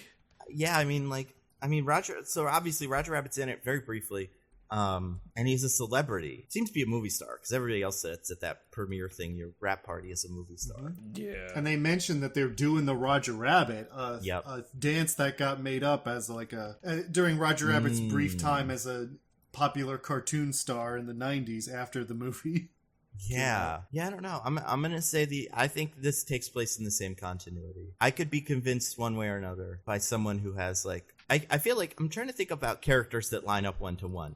Does anybody show up in this besides Roger Rabbit that shows up in the original Roger Rabbit movie and is markedly different in some way that wouldn't quite work? Right? I mean, it's all classic characters in Roger Rabbit because it's set in the 40s. So are there any like classic characters in this movie, or is it all kind of more modern ones? Really, There's just Popeye in the movie. Just the one that we've kind of been dancing around. Yeah, who is the only one that can age, but I don't think he's in it anyway. He's not in Roger Rabbit, I don't think. Or if he is, maybe very briefly. It seems like no, this wouldn't make sense either. Based on the way that his life is. Well, maybe we'll skip to him next in the thing. Let's do that. This is a wheel. This wheel has been taken control of. I want to talk about. I'm going to spin the wheel. Tick, tick, tick, tick, tick. Oh, it landed on number 4. This is one of yours, Dickens. The flying boy elephant in the room. Because I think the specifics of him are very complicated, and also the story behind him is strange. What do you think happened there? I don't know, because, you kind of hope that they didn't know, but it's so specific that it feels like they had to. And it's unfortunate, because if they did know, it's in really poor taste. Yeah, it's so weird. Here's what I think could have maybe happened. They wrote the movie. He's the only character that fit that role, and they cast Will Arnett. And then they started getting actually like the wheels were moving, and then someone told them like what the story was, and they went, it's a little too late though. Let's be clear about what we're saying here. Yeah. So one of the main villains of this movie, perhaps the main villain, honestly, the villains in this movie aren't that great or interesting. Oh my god, are you kidding me? I mean, I think one of them is fascinating, and he gets his own chunk on the wheel, but we'll get to it. But more in a physical sense. Is a grown-up Peter Pan called Sweet Pete. Yep. Who is the only cartoon who ages, I guess. I'm trying to think. He's like a middle-aged dude now, out of shape, voiced by Will Arnett, and he's like a sleazy, like bootleg movie dealer, I guess. Yeah, basically. Yeah, he runs all kinds of crime. Like, he deals human with trafficking cheese, is pretty human cartoon trafficking, all kinds of messed up stuff. Yeah. But so the thing that's unfortunate about this, and that feels kind of gross, is quite famously the voice actor / animation model for Peter Pan in the original Disney movie was a child actor called Bobby Driscoll, who was famous for starring in a lot of different Disney productions when he was a kid. But as he got older, and even specifically Disney cited him growing acne as a reason why they stopped using him. He just stopped getting movie roles. Disney cut his contract and wouldn't hire him anymore. And everyone else kind of saw him as that Disney kid star and didn't want to hire him either because they didn't think he gave the right energy. So he was just trapped with this image of a child star that he couldn't outgrow. He couldn't find steady work. So he ended up, he developed a drug addiction, and an alcohol addiction. He kind of just slummed around for a little bit. He was part of Andy Warhol's commune for a little bit, doing experimental art. Basically, his life just spiraled down and down until he died of an overdose. And people his own family didn't even know that for 2 years when they tried to find him. He was not identified at death. It's a really, really sad story. Jesus. Yeah. And so it's kind of fucked up to be the washed up drug criminal Peter Pan who grew up and nobody wanted him anymore as a joke in your movie, when it's actually a really sad thing that happened to a real person. And it's strange because there's a point when you're introduced to him and you kind of get that background. I don't remember if it's the first time you meet him or the second time, but at one point I was like, it's the first time. No, I know, but I don't remember when I had this thought. But I was like, oh, is this what the movie's about? Like, is he not the real bad guy because the real bad guy is like Walt Disney or something? Yeah, that would have been like that's actually something I wanted to say. Yeah, if the movie had been about that, if it had been about like the way this town chews up people and spits them out, and it's like commenting on that kind of abuse and neglect in the industry, that would be one thing, right? Like, then I'd be like, okay, you know, maybe it's kind of weird to use a real example like this, but I see what you're going for, and that's a valid point. But it's not. It's just kind of like a joke in the movie, and that's what makes it gross to me. And it's strange functionally because, as far as, well, most of the characters in the movie that are animated, if their character in universe has some sort of superpower or whatever, that seems to translate to the guy. Lumiere can really light you on fire. Who's the other one I had for this? I don't know. That one. The Play-Doh guy, but he's kind of a different thing. And it's especially strange because Peter Pan is the guy who doesn't grow up. The cartoon version of him. And in the movie, he meets one of the Lost Boys who has not grown up. Yeah. So there was a part of the movie where I was trying to square this, and it was like, oh, is not being in a movie the way that a cartoon ages or something? Like, when they're not on TV, they start aging. When they're on TV, they don't. But, like, that's not it. But also, like, it's so weird that in the movie, the only character that ages is the one who, by the rules of the movie, should physically not be able to. Yeah, that's, like, very odd. And horrifying if you have to, like, you must work to... I mean, that's the world, man. Like, I think there's a movie there, or, like, there's something... And that's kind of what... That's a functional metaphor also. Yeah, and that's a little bit of what Chip and Dale are kind of going back and forth with, like, and the way Dale has this stupid hustle grind set of like, oh, I gotta go to all the cons and pretend I'm famous to make everybody love me.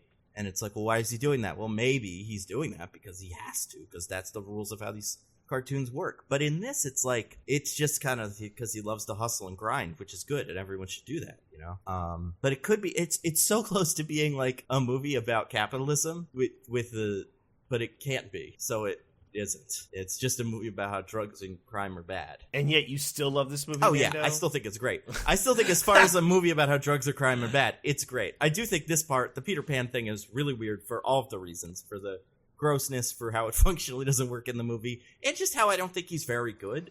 Like, I think that character could have just been the polar bear. I would have been fine with it, you know? Like, because, all right, wow, we're really breaking the rules here. I want to skip again around in the wheel. Tick, tick, tick, tick, tick. Landed on number 2. So, this is the question that I had immediately after the movie ended. What is bootlegging? What does it do? You go ahead, Dickens. I mean, in the movie, it seems to be some kind of surgical process by which you alter the appearance of a cartoon so that it doesn't trigger copyright claims, so that you can then churn out movies with them that might trick grandmas into buying them because they think it's the original, like the Asylum business model. Right. And that's it. That's the whole process.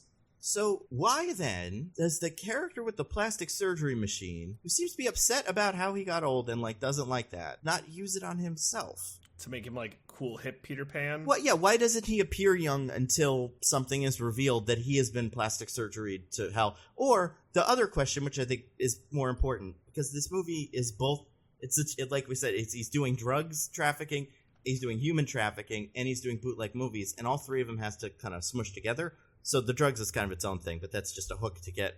I assume all of the other ones got in with drugs too. Like Jimmy Neutron and everybody else who he has bootlegged, he kind of gets in the hook with drugs. But the idea Seems so he has a plastic surgery machine that can make you look like somebody else. And he makes movies to trick grandmas, like asylum movies, that are not supposed to be good, right? Yes. Like, he's not trying to make art and get around Disney's copyright. So why do you need to kidnap the guy at all? Just use the thing on somebody that kind of looks like him. Well, I guess the other thing, too, is if you're, like, removing the guy, then, like, they're the source, so like no one could make real movies with them either. I don't know, because like, yeah, it's really weird how it's like this. There's no messaging to like, isn't sole ownership bad or what? Like whatever, aren't monopolies bad? Right, or like that weird like life everybody owns the scan of Stan Lee's face for 20 years after he dies, and that gets to be in all the Captain America movies and stuff. Yeah. When you think about it, this is a movie about defending the extremely important and good right to corporate copyright. Yeah, and I can't argue with that. Actually, now that I'm saying that out loud, it makes a lot of sense that Disney made this movie. I just don't understand. I guess I just don't understand what Peter Pan is trying to do and what he's getting out of it. I mean, the movie kind of implies that he's partially doing it because he feels so cheated by Disney and wants to make these bootlegs to hurt them in some way. It's not very clear. He kind of just spills out his entire motivation the first time anyone pushes him even lightly about the idea that he might be doing something bad, and then we don't really go back to it ever. And you're kind of like, oh, okay, this makes sense as his Act 2 motivation, but when the thing is revealed that changes that, then this will be something. But that there is nothing. Yeah, he just kind of is that. Forever. That was really quick. This was also something I didn't like about the structure of the mystery, where it's like they have a lead, they go check the lead, they immediately go meet with the guy in charge, and the guy in charge says, yeah, I did it. I do think it speeds through that at a weird pace. The pacing of this movie, I didn't mind it because I think it was pretty brisk in a way that was nice. It was an hour and a half, we're in, we're out.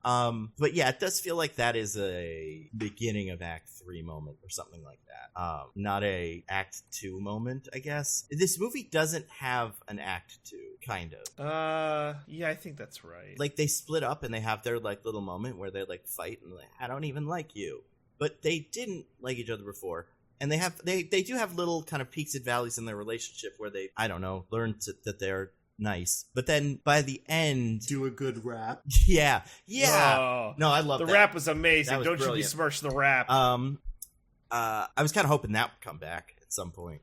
I don't know how it would that work, they would have to eat a whale to solve the mystery. Yeah, or the whales would come and protect them because they heard the great song about whales' rights. I don't know.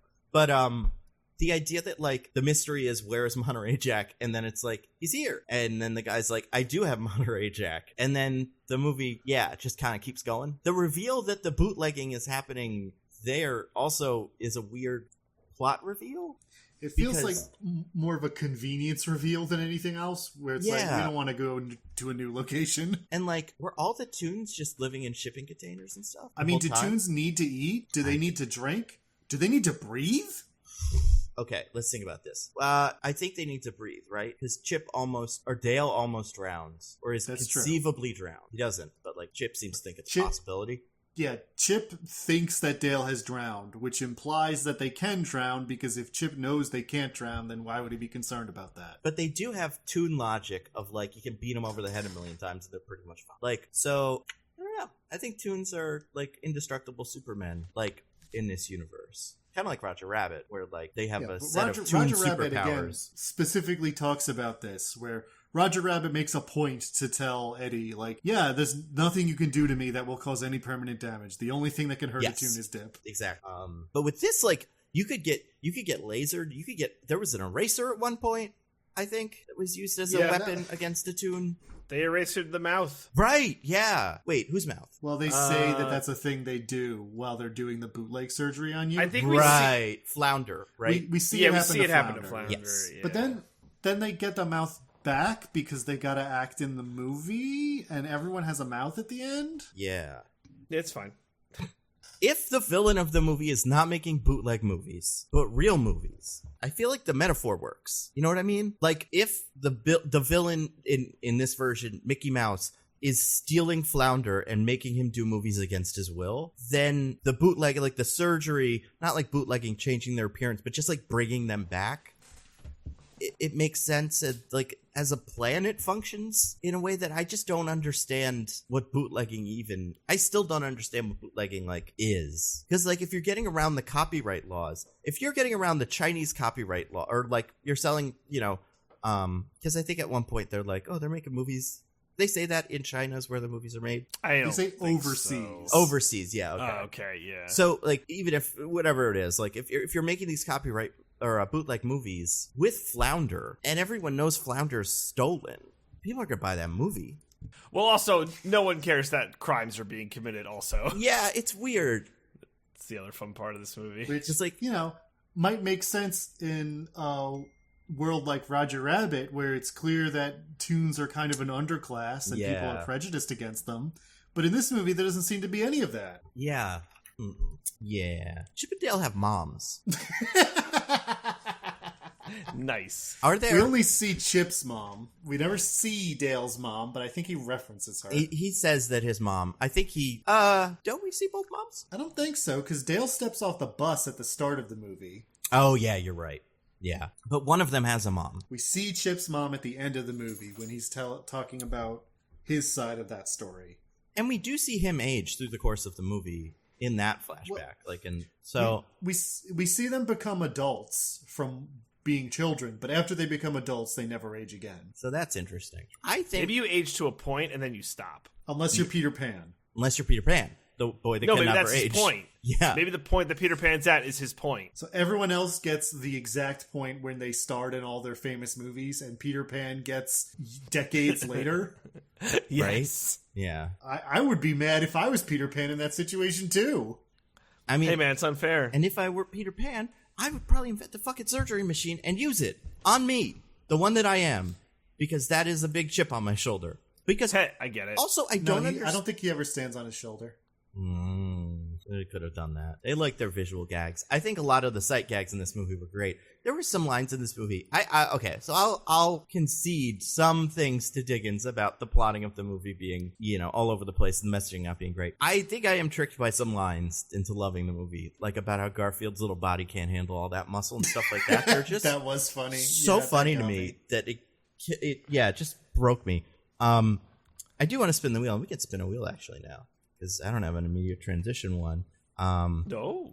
But I do. We do. Wow. Yeah. Wait, is this 6 or no? Oh, never mind. I guess it's 8, so it doesn't matter.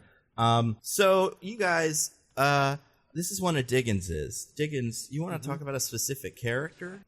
You have deemed the most two-dimensional character in this movie. Right, yes. So, there's a distinction in this movie between CGI toons and traditional animated toons. Dale got the CGI surgery to become CGI when he was originally traditionally animated. Most of the other, I think every other classic character has remained traditional animated unless they did a Disney remake like Pumbaa or Baloo. Yeah. However, despite the preponderance of all of these flat, traditionally animated characters, none of them are the most two-dimensional character in the movie. Instead, may I introduce you to, I think her name is Ellie, the cop who helps out Chip and Dale with solving the mystery. Yeah, that sounds right. I think it is Ellie. She is a fan of the original series, Chip and Dale Rescue Rangers, and wants to be a good cop after being embarrassed once. Yep. You know how it goes. Ask me about any of her other personality traits. Diggins, what are her other personality Yeah. traits? There are none. It's a shame. It's weird, It is a shame. too, because, obviously she has no personality traits, which is, not ideal. I could see a role like this working with some actor with a bigger personality generally, or more, I don't know, like just more, and then you're like, well, at least this is something, it's a pointless role, not written super well, but I am having fun watching this person. But I didn't realize this until now. This actress, Kiki Lane, she's from Beale Street Could Talk and the Coming to America movie that's bad, but like the Old Guard movie that I also wasn't a humongous fan of, but like she was in that. She's like okay. She's not a bad actor, at least in those other two things. So yeah, I don't know why. It's weird too because she's the only character, even though we got so many of these, that actually felt like a person interacting with the tennis ball. Yeah, it's true.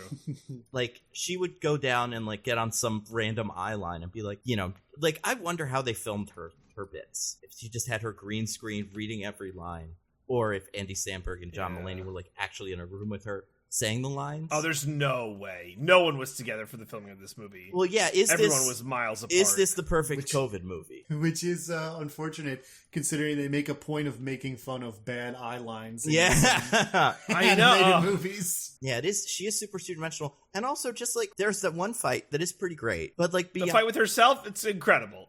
Wait, which one? Oh, yeah. I mean, Mm-hmm. yeah, it's with Putty, but she's fighting herself, which is just incredible. Like, very inventive and cool, and like stuff is happening.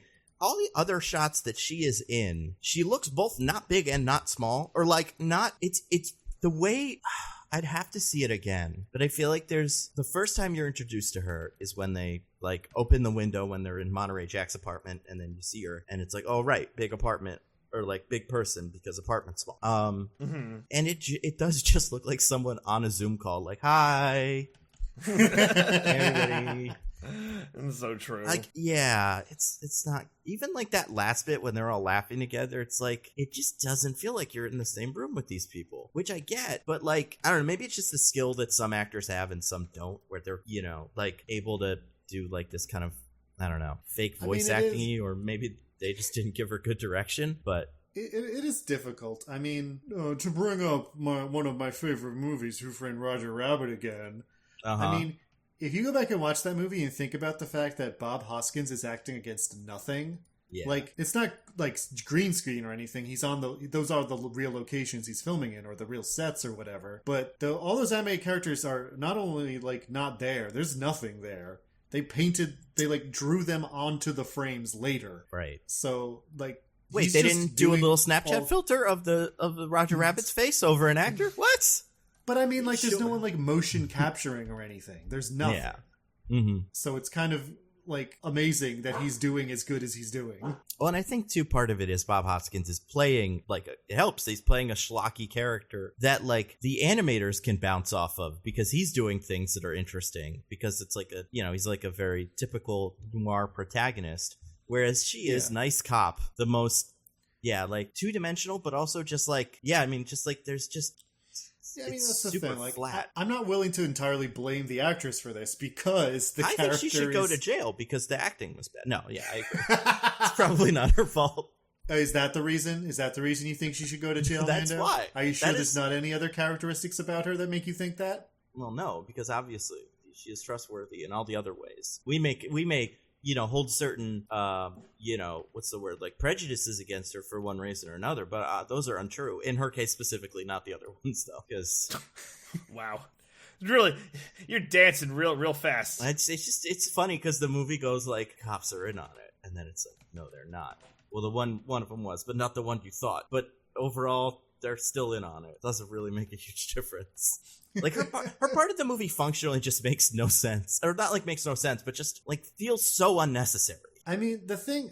So, A, yes, she does feel completely unnecessary. B, the thing about her character is it's all they're doing the setup of being like preparing you for the idea that she's going to betray them, and it turns out she was in on it. But they do that setup for the purpose of subverting it and being like, no, she wasn't in on it. It was Detective... what do they call him? Detective Gummy? Putty. Detective Putty. But they still made the movie as though her being the one is the twist. So instead of it being like, that was all a front, it's just like, oh, that bland character that seemed weird and kind of suspicious is just like that. Yeah, it is weird. The subverting thing is pretty stupid when you get. I mean, I don't mind a nice subversion of expectations, but I feel like you gotta set it up a little bit better. I mean, like a good twist to me is one where you go back and watch the movie knowing the twist, and you see all the little bits where you're like, oh, it's all making sense. You know what I mean? Oh yeah.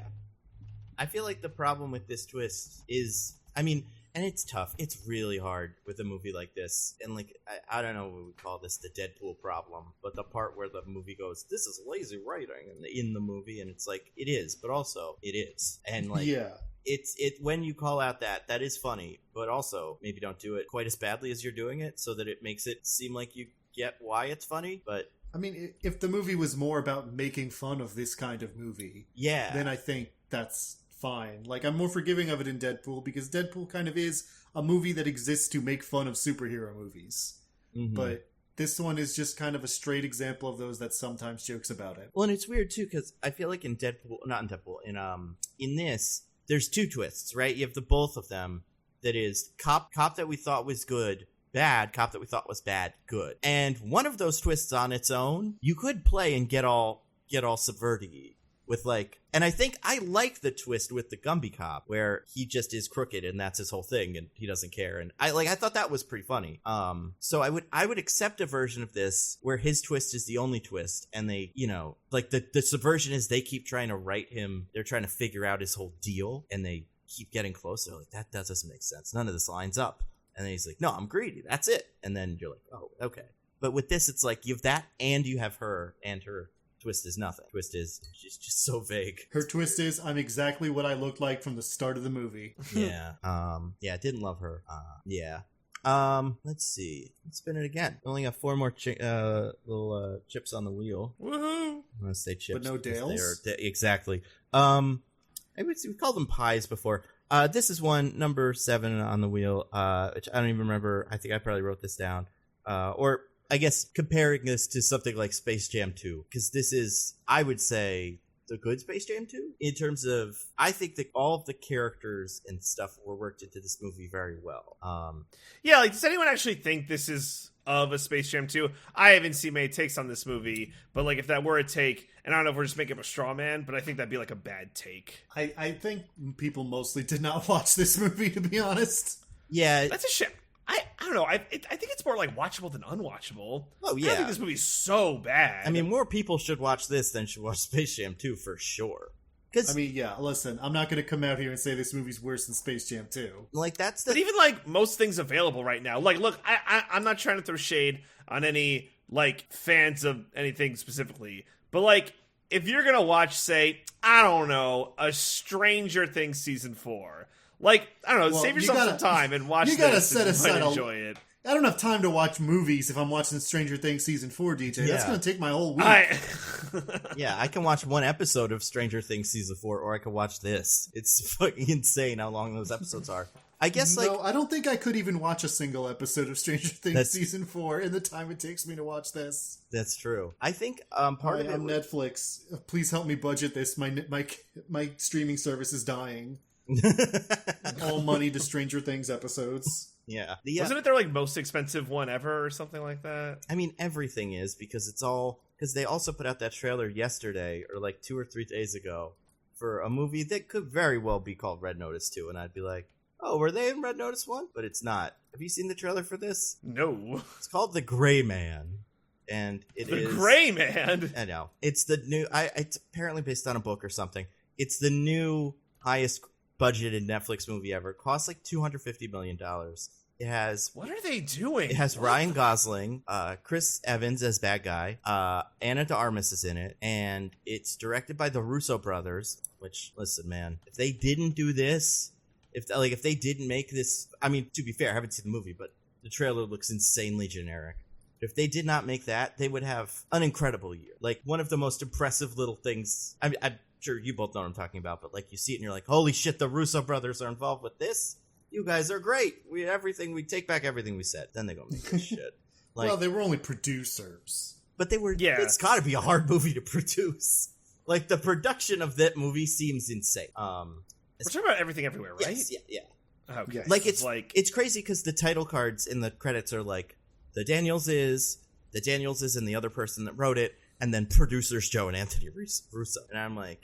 And it kind of was this moment where it was like, oh, is this what they're going to do? Like, they're going to produce cool movies? Because they were cool back in the Community days and stuff. And stop trying to make more Avengers movies, and that movie where Tom Hardy the camera goes up his butt or whatever, like, it's a sad little veteran.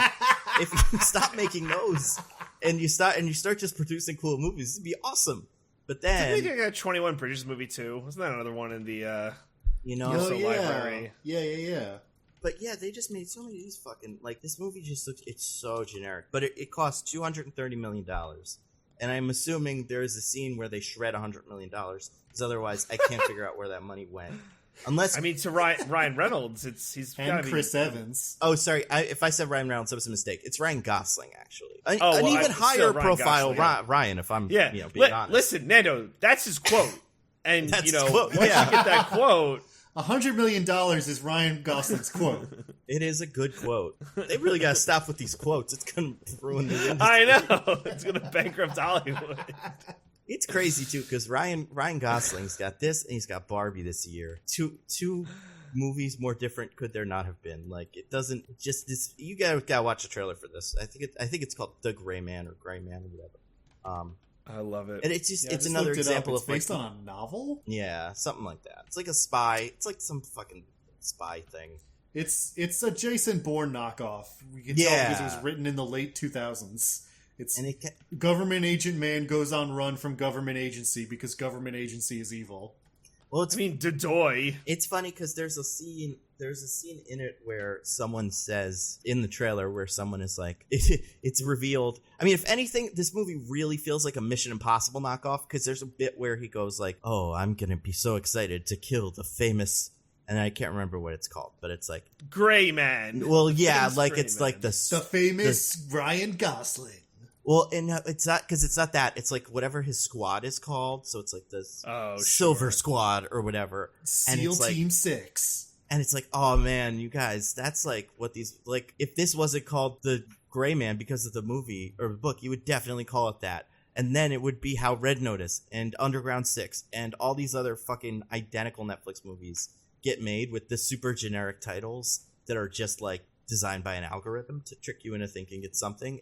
I don't know. Maybe it'll be great. Who knows? I don't know. Probably not. But Netflix is spending money in really weird ways that no one likes. But maybe people love it. I don't know. We'll talk next week about, or next year about whatever Gray Man. Don't you remember how many tree branches that were blown in through a window and hit a remote, causing Red Notice to come on? There were. I do remember that. It was so many views of Red Notice. So many people have Red Notice on it for at least 2 to 3 seconds before they realized it wasn't something else. I mean, man, yeah, I don't know. So many people scrolling through Netflix and Red Notice starts playing automatically, like everything does, for the couple of seconds necessary for it to count as a view. Yeah. I mean, the fun part of Red Notice is when you tell me the plot and the guys, I've seen it, like it's a heist movie with Ryan Reynolds as Ryan Reynolds, Dwayne Johnson. It's like, okay. I've constructed the entire movie in my mind's eye. Like if you tell me it's palace. Like it's a gold Ferrari, it's like, all right, I know what those two things look like, and just smush them together, and that's what this will look like. So it's nice in that way. It's also more expensive than millions of gold Ferraris. I was gonna say, how many gold Ferraris you could have. Also, I spun the wheel. It appears to be landing on a number that is either 9 or 6. I'm waiting for it to be done so I can figure out which one it means. It picked 9. Oh, Diggins, this is one of yours, and I figured out what this meant as we were going, but I would love to hear you explain it. This is The Worst People in the World Hate This Movie for a reason that is insane. So this is something I saw on the internet. I'm not going to claim this as like a major trend or anything. No, I'm pretty sure everybody, at least half of the people that have seen this movie hold this opinion. It's a very widely held opinion. So I want to be clear about who I'm calling the worst people in the world when I talk about this, which I will be specific about as I go on. So, you guys know that this was based on a TV show that was made late 80s, early 90s, aired a lot during the 90s. A lot of people of our generation watched this kind of thing growing up, right? So I hear. Mm-hmm. Now, in many ways, what you watch when you're a child / early teenager or what have you is very formative for you, right? Like they say that it puts a deep imprint upon your psyche. Oh, absolutely. And what was imprinted on some people's psyches was that female anthropomorphized cartoon characters are really hot. I mean, yeah, we get it. Lola Bunny, we get it. And Jessica Rabbit can't be, credit where Jessica Rabbit is Jessica Rabbit's a person. Yeah, that's true. I'm talking about despite animals the name. Specifically. Yeah, I guess that's fair. I guess what's the one that everyone cites? The fucking Robin Hood movie. The Robin Hood. Yeah. Well, that's actually the opposite. That's women think that the male Robin Hood character in that movie is. Oh, I've heard people say the same thing about Maid Marian. Oh, okay. Well, I haven't heard that, but maybe. But yeah, no, I'm talking about your Minerva Minks, your Lola Bunnies, the woman from Tailspin, apparently. No. And a big one for people, it was Gadget from Rescue Rangers. Was this really a thing? Yeah, dog. Don't Google her with safe search No. off. No, That's no, what no, I'll no. tell you. So a lot of people, especially people who go on some message boards like, say, 4chan. Oh no, I ugh. really into Gadget. Now, this is where I want to be specific. If you're a furry, or whatever, like, I'm not calling you the worst person in the world. Being attracted to cartoon characters, you know, I might be like, I don't get it, but do your thing, whatever. We're not here to yuck anybody's yum. I'll not here yuck to yuck every anybody's yum in the yums. books. No. The suit seems incredibly sweaty. It's disgusting to me. I cannot imagine. It's just why would you put on a suit for the sex? It's the sweatiest. It's like you're marinating. Listen, like a turkey. For a lot of people, the suit's not a sex thing. Oh, okay. It's a foreplay thing. Good for them. Yeah. They figured it out. But the kind of people I'm talking about are the people who say, after this movie comes out, go on 4chan and talk about how they're in deep despair because Gadget married Zipper. the Fly. Yeah. And then, furthermore, go on to be even more upset when they realize that Zipper in this movie is voiced by a black man. Yeah. So I had a feeling that wasn't what he was in the cartoon originally, but I couldn't be sure. He does not He talk just in does his the little show. beeps He and just stuff, makes yeah. little buzz noises. Mm. But yeah, so you can find, if you go on Twitter, some choice selections from people who are extremely upset that Disney has dared to say that their favorite cartoon waifu would marry and have children with a fly, and furthermore, that she would dare to do so with a fly who's not white. Wow. I love Wow, it. wow, wow, wow. No. Wow. Pick that. That's a hill to die on, you know?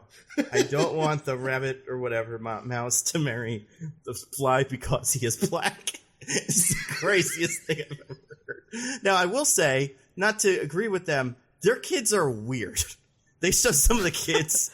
Their kids have multiple arms. Some of them can fly, some can't. Which I think raises some interesting questions about this universe. Which is this the most, like, ethnically, like do only chipmunks ever marry other chipmunks? Do you think maybe it's like a toon thing? Like, toons are just a species in general with wild divergence, and they are all capable of mating with each other? I think they are, but none of them do. Like, they all choose not to. Like, and I'm wondering if you look at some tunes that don't quite make sense. Not like even don't make sense, but like, is Lumiere the child of a candle and a human in this universe or something? Or, you know? Because, like... So, are any toons drawn? No, I don't think so. Who were the first toons? Are they just other animals? Like, Cave different branch paintings of that evolution? showed up next to humans. But yeah, I don't think they were drawn. I think they have always been. I think they are a species on this earth. Again, it's not very clear because they never go into it at any point. But now that I'm thinking about it, yeah, wait. So is Ugly Sonic like a hybrid of Sonic and a human? Ugh. Because that's kind of what it looks like. And they do hybridize. Like, does Jessica Rabbit have kids ever? Do we know that? I don't believe so. Because yeah, I think you can get a human toon hybrid going in this universe. I think that's probably what Sonic is. Ugly Sonic, obviously, and beautiful Sonic, probably, but just didn't work quite as poorly. Yeah. Oh, is there like a hot Sonic? Like, I don't mean regular Sonic. Like, is there like a sexy Sonic? Yeah, the one from the cartoon with the little bandana, the sexiest you could make a Sonic. Sonic Boom Sonic. I'm wondering. Make sure his arms are the same color as his body. I'm wondering he now. won't be hot if we don't do that.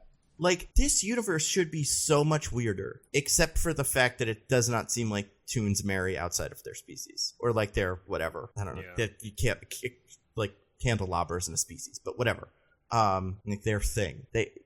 I want to see this universe 50 years in the future, where, like, the people are all pretty much just, you know, they look about the same, and then, like, 3 generations down the line, all of the toons have wings, because they all started breeding and just, they all got them now. That would really fuck up all the movies that they have to be in as their jobs. Yeah, right.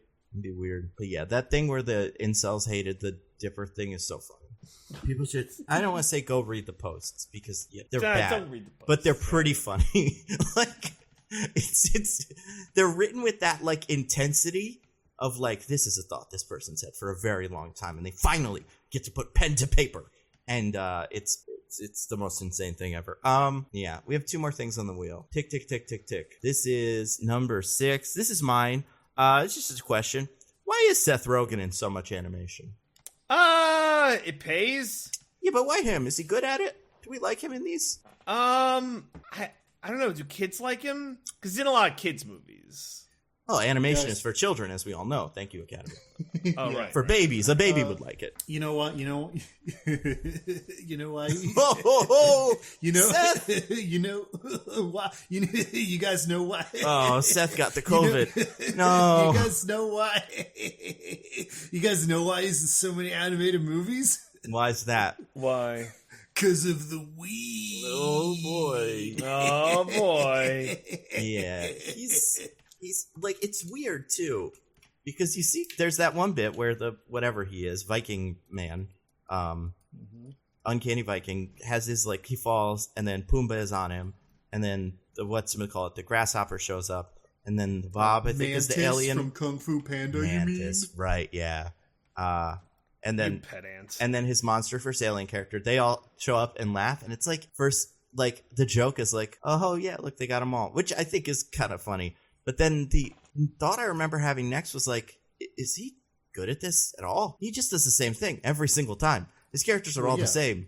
It's so like weird. Every celebrity voice actor, they are just themselves when they voice act. Like, yeah, I say like, even like Chip and Dale, though. I feel like they had a little bit more character than they usually do. I mean, Eric Bana, by the way, who plays the Australian one, the best. Like, oh yeah, a comedian. He was the only one where I was like, wait, is that the original guy? I don't think so, but he's doing a good job of it. Yeah, but yeah, I mean, he might be, I don't want to say he's the worst voice actor ever, because I like all of the things he does, but it's always the exact same thing. I cannot fucking wait till Donkey Kong, and we Yeah, just get Donkey right? Kong. Right? My genuine impression of Seth Rogen is he's transitioned to mostly voice work because it is less work. And it probably pays better. Well, he was in Not to say that voice actors do not work hard, but I mean, being a celebrity voice actor who just has to go in and read lines in your normal voice, it's a lot less work than showing up to set. Yeah. Wait a second, you guys. I think this was all just a big misunderstanding, because so I'm looking at Seth Rogen's filmography coming up, the actor part specifically, because he produces a lot and writes and stuff. So he's got some things. He did the Pam and Tommy show. He did a voice on the Boys thing. And he is and he is in Invincible. He is Alan the Alien, but that is something that he produced, so it's like, yeah, I guess he's in there. It is a really weird voice for that thing to have, but whatever. He is also in a movie coming out. Wait, this can't be right. Called Chippendales. Let me open this IMDb page. There is a movie, a real movie, that is being made starring him, Dev Patel, and Elle Fanning about the founder of the all-male strip club Chippendales. Becoming suspicious of a New York choreographer he hired to turn into a highly successful enterprise. And Seth Rogen is in that, too. Interesting. Yeah. He's hitting the cycle on Chippendales movies. Do you think he'll also star in the biopic they make about that furniture guy? Yeah, maybe. I would love that. That's so weird. Yeah, I do really I do enjoy him. I can't, that's the thing. I don't think he ever turns in a bad performance. For me, it's just so weird that he's in so much of this stuff. But I would say it's consistently average. That's how I would classify it as. He shows up and does a Seth Rogen-y kind of guy. Says all those lines like Seth Rogen would, but as a mantis or whatever. But it's always Did they get the actual rights for Mantis and the Monsters vs. Aliens guy? Maybe. Or is that just Disney just being like, sue us, we dare you? Yeah, I bet it was either that or like he has a slightly different shade of green or something. Maybe he's credited as Ugly Mantis as well, and that's just like, if you look on IMDb, everybody's ugly. It doesn't count. But where was I go with this? He's good. It's just weird that it's always this one thing. He's also in a lot of things. He's in a lot of things. Like he's in like The Lion King and The Long Shot and the Donkey Kong. Like, he just does a lot of stuff. But he seems nice. He seems fun. He produces Invincible, which I love, and The Boys, which I love. So yeah, he's putting his money to good work. And Pam and Tommy produced, which I think was really good. So, which Teenage Mutant Ninja Turtle do you think he's going to be? Because he's a producer on that. Oh, jeez. Some sort of Teenage Mutant Ninja Turtles movie. I mean, obviously he would pick Michelangelo, right? Like, yeah, I think that's pretty. Yeah, I guess you're right. That's probably Seth Rogen does not seem to me to be a person eager to break out of his typecasting. Yeah, I think that's right.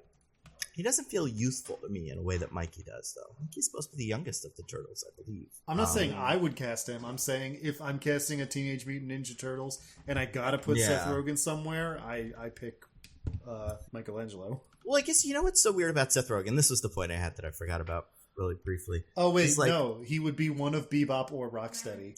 That's true. He could be that. I could even see him as Splinter. Not because he should be, but because that's how this goes. Like, you get a movie like Kung Fu Panda where everybody in it is doing a character, and it's all like, oh, of course, you got Jackie Chan to play a character who is a great martial artist because he is that in real life. And Lucy Liu, also that. Very well known for that. And Angelina Jolie, kind of action star, but whatever. And then Seth Rogen. Why? The kids love him. How'd he get in this room with the rest of you? Like... it's so weird because it does highlight David Cross also in that movie as a kung fu master. Yeah. Oh yeah, I forgot about that. Before we hated him. Yeah. He's right. He's like a bird. I think he's Crane. Yeah, it's been a while since I've seen that movie. They made a show of that too, right? They did. Yeah. Skadoosh. I heard it's gonna be good, or maybe it's not out yet. 3 movies. Oh, that show has, I think, been out and gone. It was a Nickelodeon joint. So there was that, but I think Netflix is also rebooting it as its own show. Fucking A, man. These people cannot stop.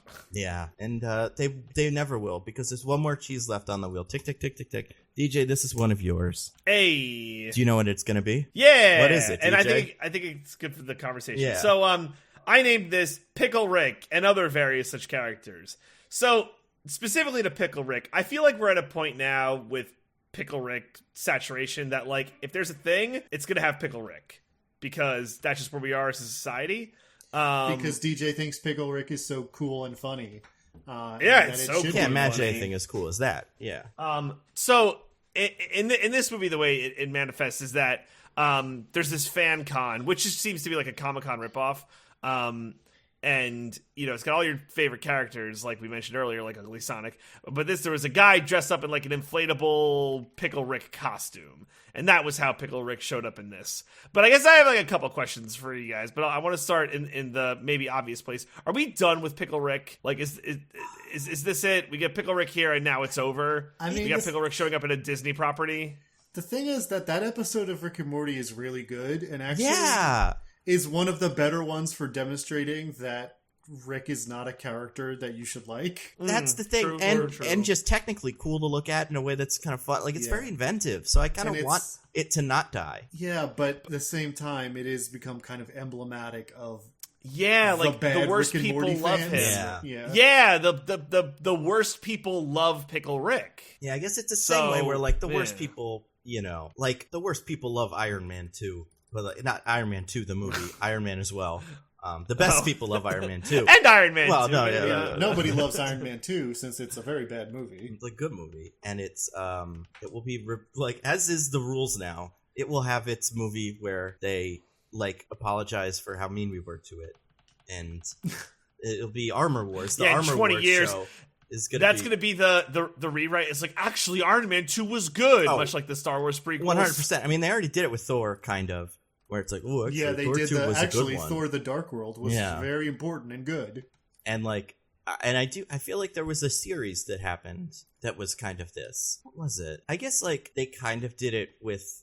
It's kind of like they went back and went like, actually, Age of Ultron is good because Scarlet Witch is actually very cool and very like complex character. But yeah, I feel like the franchise rehabilitation wheel is about to hit Iron Man 2, and I cannot wait. But anyway, Pickle Rick. Pickle Rick. Yeah, but anyway, it's a popular thing because it's good, and because it is very popular, it does attract the worst people. But I mean, it's tough because it's a thing that is making fun of the worst people, or like should be challenging to them in a way that they cannot be challenged by it because of who they are. So what are you going to do? You know. So I guess like. So that's the first one. Sorry, let's say we're not done with Pickle Rick. But the second part is, like, for this movie, like, and I guess we kind of touched on it, but just, like, the sheer volume of stuff in this movie from a pop culture standpoint was, like, interesting. I personally don't think it, like, distracted from the movie. I thought it was quite good the way they did it. But, yeah, I just kind of wanted to get your guys, like, thoughts on that. If you guys had any other, like... I mean, my big one is I just don't think The Fly and the mouse, you know, I'm not okay with that. No, I think the thing about this that made it better than Space Jam, besides the fact that it was not Space Jam, the movie was bad, This one Besides was the good. fact that they didn't put Yosemite Sam in Casablanca for no reason. Oh yeah, Oh, God. because his name is Forgot about Sam Digging. You didn't think it through. His name is Sam. So when they say the You're Sam right, line, now it's it's actually clever. pretty clever. Yeah. I think with this, it felt like they did go like, what would this guy be doing? What would it be funny to see this guy do? And they did that. And then they also did, what's the craziest? Like, let's just make a list of all of our favorite things and see if we can get those guys in it. Let's get a South Park guy in. Why not? And it feels like Roger Rabbit in that way, where it's like, it's a, like, almost like Space Jam should have been, but like they got everybody, all the great guys. You're gonna look back in 20 years and go like, oh man, that's right, that was great. So it's almost like would be a thing of pride to have your guy in this. You know what I mean? Like it's like an animation Hall of Fame. You got Transformers, fucking He-Man. I guess the question is, I have no idea how people felt about this movie. Like, I didn't even look at the Rotten Tomatoes. Did it was it a rotten? Was it a good tomato? Let's see. What kind of tomatoes are we dealing with here? This movie is Men, right? Got a 73%. This no. movie's got a decent rating on Rotten Tomatoes, I think. Yeah, 82. So, All right. and I think it's, All right. I think like what we said, all the things we like about it are things that it is easy to like about it. And all the things that we're not as big of fans of it before, you gotta kind of sit with, or like I think it is an easy movie to like. But not in the way that Space Jam wants it to be. I found saying, it unless very you're Diggins. difficult to like this movie. So okay, maybe not that. But I feel like where it felt, I loved it, but also I just feel like it was very fun and nice, kind of, in a way that's unusual. Like, it's interesting because it was cynical, but it wasn't super cynical. So I just think it would be generally enjoyable to a child. Oh, I'm sure kids would love this. Even if the references are like flying over their head, I'm pretty sure like kids would love this. Yeah, I think kids would like it. I don't know if they would love it. Yeah, I guess I don't know like what's there for if you're a kid. There should have been Pokemon in this movie. That would have blown this movie wide open. Put some Pokemon in it. Oh Yeah. my god. There might have been. I don't remember. Then they could have gotten kids to Pokemon Go to the movies. Yeah. Yeah. Mhm. I mean, really, if there is one thing that was missing from this movie, it's the minions. There were no minions in this movie. And, obviously, thank Yeah. the Lord, because I hate them. I've so far in my life never watched a movie with minions. I'm gonna keep that streak alive. The first Despicable Me is pretty Yeah. We've told you this before. You've told like, you me, should and I watch refuse. the first Despicable I Me. will Yeah, never do it. I want to keep my heart pure of minions. But because with SpongeBob in this, he's the other animated thing that I think is big. See, the weird thing about this movie too is it's like animated things, but not all animated things, right? Because like Batman in this movie is just Batman, right? That's interesting. So, is there an actual Batman running around fighting the Joker, or is it all? Is he an actor? No, they would be actors, right? Like Batman's still not real. Like the cartoons aren't real. They're just the actors are real. You know? Right. Well, so then do they get an actual Ben Affleck to, like, in the universe of the movie, does Ben Affleck go in, get his suit on, and then stand next to the real E.T.? Because E.T. would be real. Yeah, I guess so. It's because he's a puppet, and puppets are real, too, which we haven't talked about this, but, like, one of the guys is a puppet, and he's just a thing. Oh yeah. And that makes no sense. And I really feel like hiring an actual like comic actor for that puppet helped make him deliver one of the jokes that made me laugh in this movie. Not because it's especially clever, just like the timing of it was so perfect. And the eyebrows. Fantastic eyebrows, yeah. Which is, so Nando, you know exactly what joke I'm talking about. Mm-hmm. DJ, do you know what I'm talking about? I don't think I do. No. So We when can they're act going it to out. I could be Chippendales and you could be the guys. Sure. So this is when they've gone to Main Street to try and find where Monterey Jack bought his stinky cheese, because that's their lead. Yeah. And they go up to the Swedish chef ripoff Muppet who is selling cheese. He's like, "Oh, heard the door! I've got the cheese. I've got the gorgonzola and the brie." And then John Mulaney goes, "Do you have any stinky cheese?" You a cop? I love that. Like, I think that's the other thing about this movie. The thing with the Uncanny Valley and the idea of this Main Street where all the cartoons are nice but bad. Like, there's a lot of funny ideas in this movie that I also just really like, but I could totally do a whole another movie about those things. Kind of. You know what this movie is more like than Roger Rabbit at the end of the day? If you say Space Jam, something. No, not Space Jam. Nothing. A movie we have not mentioned so far. Oh God, can I think of it? Wreck-It Ralph? No. Wreck-It Ralph 2. Yep, you got it. It's No. the Wreck-It Ralph 2 is the worst one, and I think. Anyway, what were you gonna say? The Happy Time Murders. Oh God, no! It's not like Happy Time Murders. Oh, Not in terms of quality necessarily, although again, I don't like this movie. But I feel like the kind of world aspect of it just feels more like that than Who Framed Roger Rabbit. I would agree. It reminds me of, I don't know if you guys watched the show. It was back in the day. Before his apes got stolen, Seth Green was in a show called Greg the Bunny. Oh. You remember this? It was like a guy who was friends with puppets and stuff, and it was that kind of thing. It was kind of funny. I mean, it was many apes. So There were no apes, so it was worthless.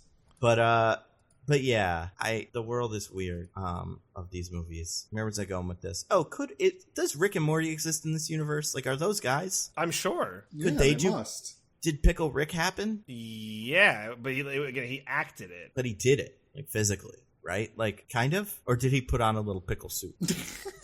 Like, did they actually invent a machine that turned him into a pickle? Might as well. Your cartoon, I don't know. I don't know. Yeah. It's a good question. Yeah. This movie is cool. How it does ask questions like that. And, what else of it was good? All the songs. The one song. What do you guys think? The rap was amazing. Yeah, we haven't talked about Flula Borg really, but he's in it as a snake. Is he supposed to be like the one from Jurassic or from Jungle Book? I don't know. I don't think they say his name. Oh wait, no, they do. He has some weird German name. Yeah, he's got like something like that. But yeah, he's in it. Good for him. Yeah, good movie. Great movie. Not very good movie. Great movie. You guys, do you want to get to our classic segment? Oh my God, do I? All right. Love that. DJ, would you like to recommend something to the fine people? Yeah, I would.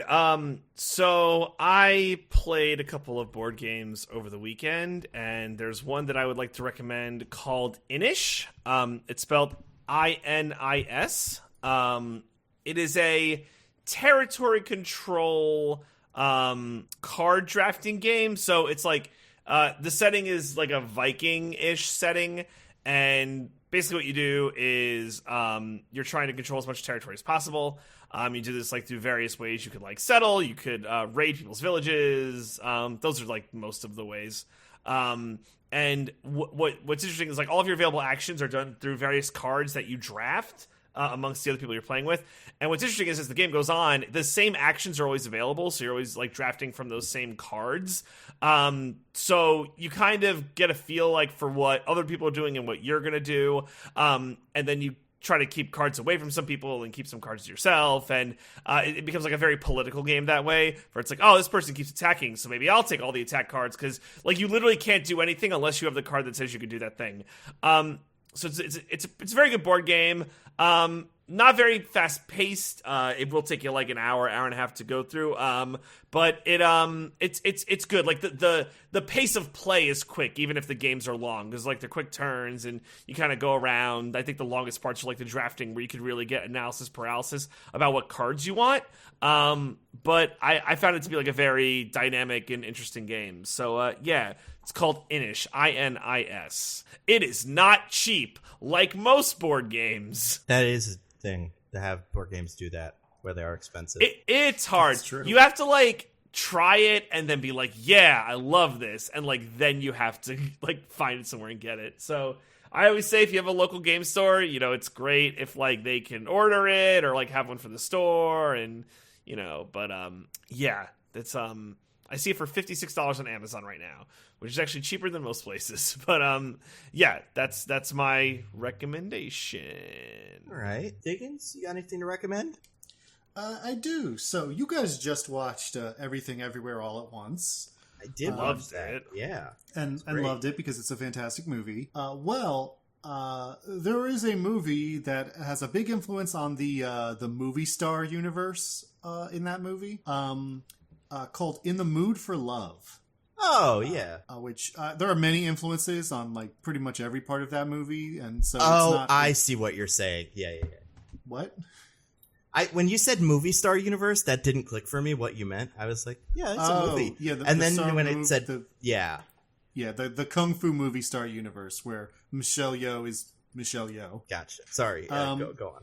Yeah. So I mean, there's a lot of different influences in that particular one, but the biggest and most easily identifiable one is this movie by Wong Kar-wai called In the Mood for Love.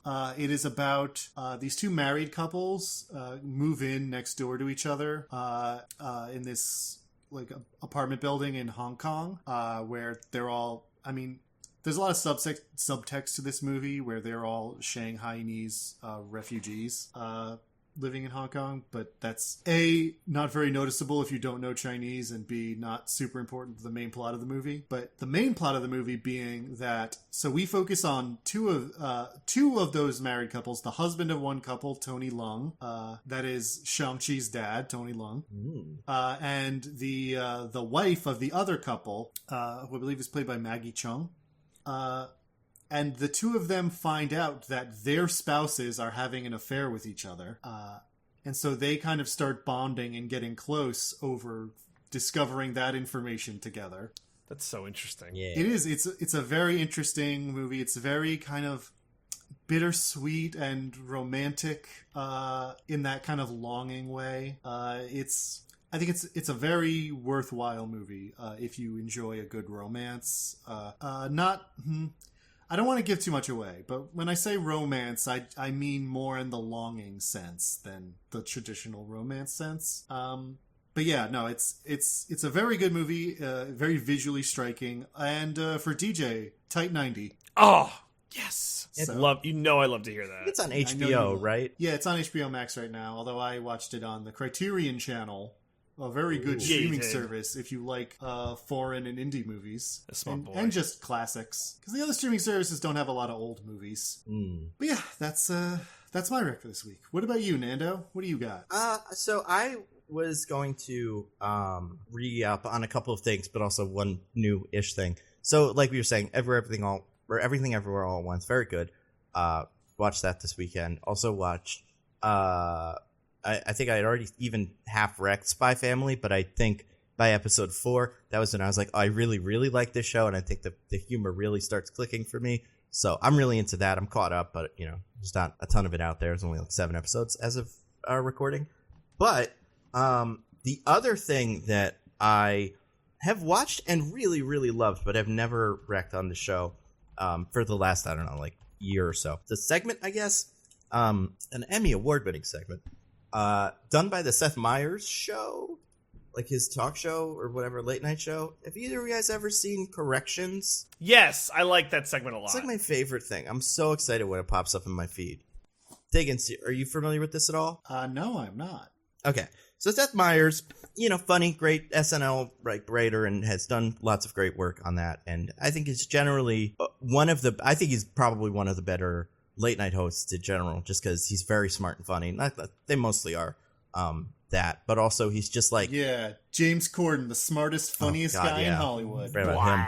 But barring some of them, they're all like guys that you're like, man, that guy probably is like a genius though. Like Stephen Colbert, you're like, that guy's fucking smart.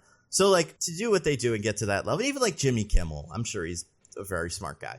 But I feel like Seth Meyers is the only one that came out of COVID having changed, I feel like, and like embrace the stupidity of late night shows, because they are this awful like format. It's not funny. It's the least funny way to deliver jokes. It's weird and performative in ways that nobody cares about. I love that he doesn't wear suits anymore. Yeah, it's the best, most realist thing. Yeah, he doesn't wear suits, and it's almost got the vibe of like early Conan, where the joke is that the show is pretty dumb. So like we're not, and it's not like we're not taking this seriously, like we're not making a project that we're gonna have fun with, but like we're not pretending that this is important, and we're not pretending that these jokes are good. But they are jokes that it is fun to hear, so we're gonna make them, and then also we're gonna have some fun with them after the fact. So they do 2 segments. One is surprise inspections, where they'll just go over bad jokes and like have the writers' faces and go like, come on, Jeremy. And those are very funny on their own. Because it's one of those things where like if Ellen DeGeneres was doing it, you'd be like, oh man, that guy's gonna You gotta send someone to check on him tonight. But with this, you're like, they're all friends. Because Seth Meyers also seems like one of the genuinely most like friendly of these. But he does a segment called Corrections every Friday, every Thursday night. And it is usually somewhere between 15 minutes and 20 minutes long. Although I think they're trying to keep it under 20 so that it could stay in this Emmy category that it occupies. Where he just reads corrections from his viewers about things. So he'll read like, we got admitted a joke the other day about the FBI. I said it was an acronym, and it's actually an initialism. And then he'll go over that. And then also, so it's fun because there is a level of contempt that he has for what he calls the jackals, which are the people that are making these corrections on his YouTube videos. That's really, really funny.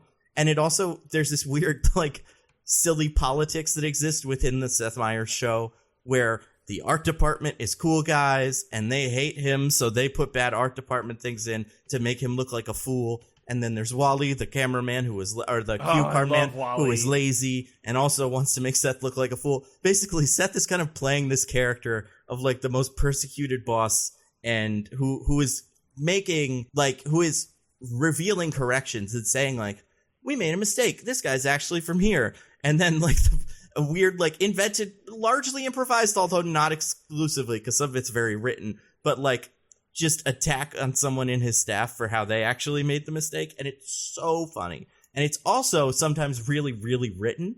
There was a bit they were doing for a while where they were reading letters from E.B. White that were real letters from the E.B. White Institute. And they were all like really clearly referencing real world events.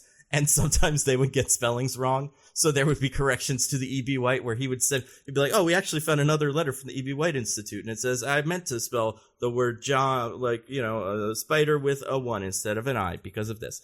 So I would just say, like, people that haven't seen this, you can jump in now, but there's no reason not to start at the beginning because the jokes they're making, there's nothing, like, timely about it. He'll mention things that are, like, the premises for jokes, but all of the fun of this is internal. So just look for corrections on YouTube and watch them. And yeah, it's such a treat every Friday morning / Thursday night if I'm up that late. And the deep corrections lore has become also very fun because there's a whole Pizza Hut arc. And like I said, the E.B. White thing came and went. There's a whole Eminem thing. It's great. I really, really, really recommend that. Eminem the candy or Eminem the rapper? So mostly Eminem the rapper, although it's kind of gone back and forth. It's not like it's gone back and forth, but it's complicated, as with most things in corrections. What are we doing next week, you guys? That's a great question. Mission Impossible. What's that? Mission in the Air. Mission Impossible but Air. Army propaganda movie. Yeah. Join the Air Force, the movie. Join the Navy. Diggins Navy. Sorry. Wait, are they in the Navy? Oh yeah, I guess they are. Yeah, because they're all Navy pilots. Yeah. Does the Air Force people do they hate this movie? Probably. They're like, you made a cool movie about planes and it's not about us? The fuck do we have to do to be the main ones in these stories? Navy is I never understood, maybe we could talk about this next week if we do it, how the Army works. Because it very much felt like Fire Nation, Earth Nation, Water Nation kind of thing to me when I was growing up. And then it's like, well, actually, what the Marines, why are they, where do they fit into all of this? And then, if only you knew someone who had an intimate knowledge of these inner workings. Why do we have a Navy and a Coast Guard? I just kind of assumed Navy meant boats, and I kind of figured Coast Guard would be part of Navy, but it's not. And they also get planes. And there's Air Force, which is its own thing. They have to land somewhere. They, I assume, also land on the boats. Yeah, it's like, are the different departments of the Army so incapable of working together that we can't have Air Force guys on boats doing the plane stuff? You guys nailed it. I just don't get it. You guys are crushing it in more ways than you can even imagine. And when I was a kid, I thought Marines. I was like, well, Marine, like water, like marine life. These guys are the water ones. And that's not true. But my brain never figured out what it is, except they're the ones Marines are in the Navy. Yeah, it's a part of the Navy. What? As is the Coast Guard. Yeah. I thought Marines was its own branch. No, the Marines are the, like, so the idea of a Marine, like, is actually a concept that predates, like, our conception of American military Marines. They are land troops that are specialized in being transported via boat and like doing like landings and stuff. Now you go, Diggins. Now, do they do any of that anymore? No. Are they still in the Navy for some fucking reason? Yes. So I will have you know, I went on USA.gov, and it says there are 6 distinct branches of the U.S. Armed Forces. One of them is Space Force, adorable. One of them is Coast Guard, also adorable. But it lists Air Force, Army, Marine Corps, and Navy as 4 separate ones. Yes, but if you look at like the specific like how the structure of the Department of Defense, you will find that the Marines and Coast Guard are under the Navy, even though because they have their own academies, because the Naval Academy's in Annapolis and the Marine Academy's in like South Carolina somewhere. So can't they just all be Army? Who gives a shit? You're Army. You're Army too. You're all Army. That's Army 3. Yeah, exactly. Like, I understand we have this really inflated defense budget, and I'm kind of assuming it's just envelopes sending things back and forth between these different guys who should all be one guy. Like, again, crushed it. They're just like, oh, sorry, we meant to send this to Marines because we thought water. Oh, I understand now. Yeah, it's very insane. It also seems like Marines are best one. I don't know why I think that, but it is that's intentional propaganda. They want you to become think Marines because of those commercials where they fight the lava monster or whatever. Right, yeah. I love those commercials. Your tax dollars are paying for those. I mean, I'll take a commercial where they fight a lava monster over a tank nobody drives. At least I get to watch the commercial, you know? Yeah. That's pretty cool. Like, if they wanted to, like, listen, if they would love to spend less money on the Army in general, that'd be great. But if they didn't, if they wanted to just divert some of it, make it really crazy propaganda, I'm on board. Because propaganda, well, I guess propaganda can get people killed, but not as you. We want fun propaganda just to get people to enlist in the Marines or whatever. Wait, was this we want fun propaganda show? To get people to enlist in the Marines, but then quit when they realize they don't get to fight a lava monster. Not yet. We're not sure. They could show up. You prove me there's no lava monsters, okay? And then we'll talk. Anyway. You're going to ask about the Space Force show? Yeah, what was the Space Force show? Was that made at the same time as this, right? Well, that was just made to make fun of the Space Force. But, like, it came out at the same time as the real Space Force came out. Yeah, because to make fun of it. But, like, you're going to wait, like, a week to figure out what it is? It seems like they wanted to launch the Space Force show at the exact day that the Space Force uniforms got it. Like, and it's just so weird. Yeah, the writers definitely just like, that sounds silly. Let's write a show about it. And then I was always upset. Not upset, but we lived through Halo. They were the Space Marines. That was what they got to be. And that was its own thing, and that was pretty cool. But then it was like, oh, great, this is what the Marines can do, because they're not water or land or air. This could be there, like, anyway. Maybe Top Gun next week. I don't know. Maybe Avatar, The Last Airbender, maybe Top Gun.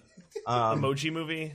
We could do a much movie, that's true. I mean, listen, if we want to come down from this kind of fun, oh, look, it's all the guys you know and love from cartoons together in one room.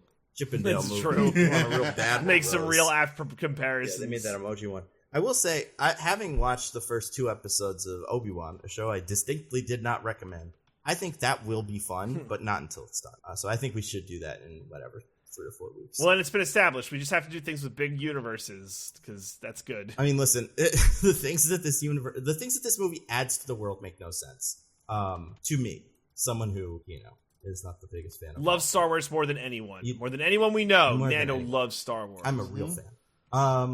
Yeah, I don't know. Maybe that. Maybe we'll do. Is there another stream? I mean, we could do Lost City. We've been sitting on that. We could do Emoji Movie. Yeah. We could do Downton Abbey, A New Era.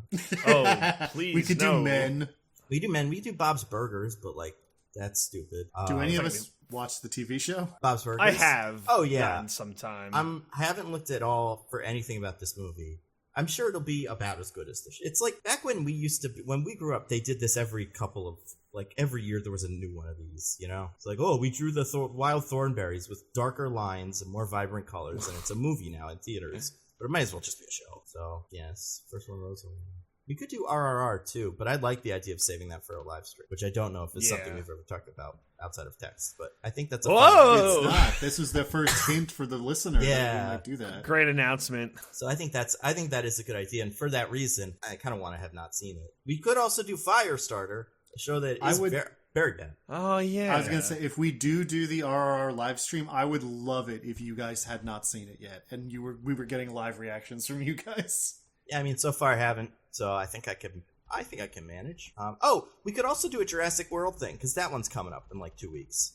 Oh, yeah. Yeah, the Jurassic World lead up. You guys already did both Jurassic World movies, though, didn't you? Did we do both? We've definitely done one of them. We definitely did the most recent one. I could definitely Google this real fast. And you couldn't pay me to watch that first one. So, no, guess fine. what, Nando? We might be doing it. I mean, we did Fallen Kingdom. I don't think we did the first Jurassic World. If I'm doing a Jurassic Park movie, I want to do one of the weird ones, like 2 or 3. I want to do one of the ones where, like, I don't know, people do silly things and it's not a self-referential. I don't want to do one with Jimmy. No, thank you. What about one with Jimmy Buffett? As much as I wish there were 2 different ones, it is the one with Jimmy Fallon, so it is immediately off the table. Yeah, I want to say the second one is the dumbest of one, probably, from what I remember. It's also kind of a good movie because it's like Steven Spielberg and he just makes good movies. I don't know. We'll put up a poll, maybe. Yeah, we'll put up a poll. And we might even listen to it. Yeah. Anybody got anything to recommend to the fine people? There is a plug of your own thing. So, DJ, do you have anything to plug? Check out Roses and Rejections, where Michelle and I wrap up the season 4 of The Circle. A season of The Circle we really liked. Yeah. I think I already recommended it, but yeah, it's great. They fixed it. Nando, I think you should give it a shot. Like, the people are so much more tolerable. They fixed a lot of elements of the show that were bad. They added the Spice Girls. The Spice Girls are in it, and it's not cringe. It's actually pretty good. Is Lance Bass in it? For real?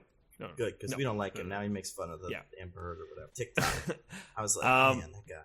But I would genuinely give this season of The Circle a chance. I think they really fixed a lot of the problem parts with it. Okay. So maybe I will. All right. But that's all I got.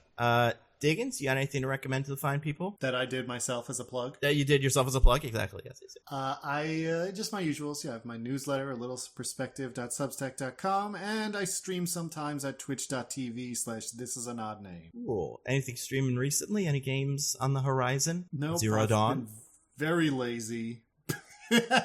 I never finished the first one, so I don't know if I can play Zero Dawn.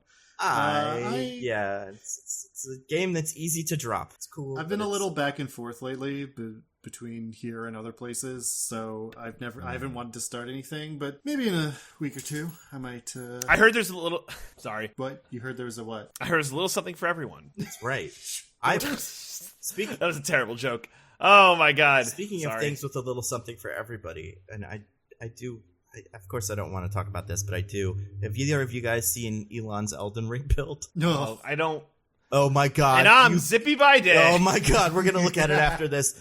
Real quick, plugging things for me. I just put out a video about X-Men, and I put out. You know what I did? This is something I should plug. I put a Nebula exclusive video out that's like gonna be a companion to the Wolverine casting video, but it was already done, so I was like, I'll put it out anyway. And it's casting Wolverine's 3 children that I feel like maybe we'll make it into a movie someday. Laura, Gabby, and Chihiro. So that's a fun video. If you are subscribed to Nebula, then you can watch that now, and it will not be on YouTube. And if you are, if you're not subscribed to Nebula, then curiositystream.com/Nando is the way that you can do that to help me make it look like everyone loves it. Yeah. But anyway, that video is there. Until next week, I am at Nando V Movies on Twitter. I'm at Zippy by day. I'm at This Is an Odd Name. Goodbye, everybody. Goodbye. Woohoo! Bye. Love you.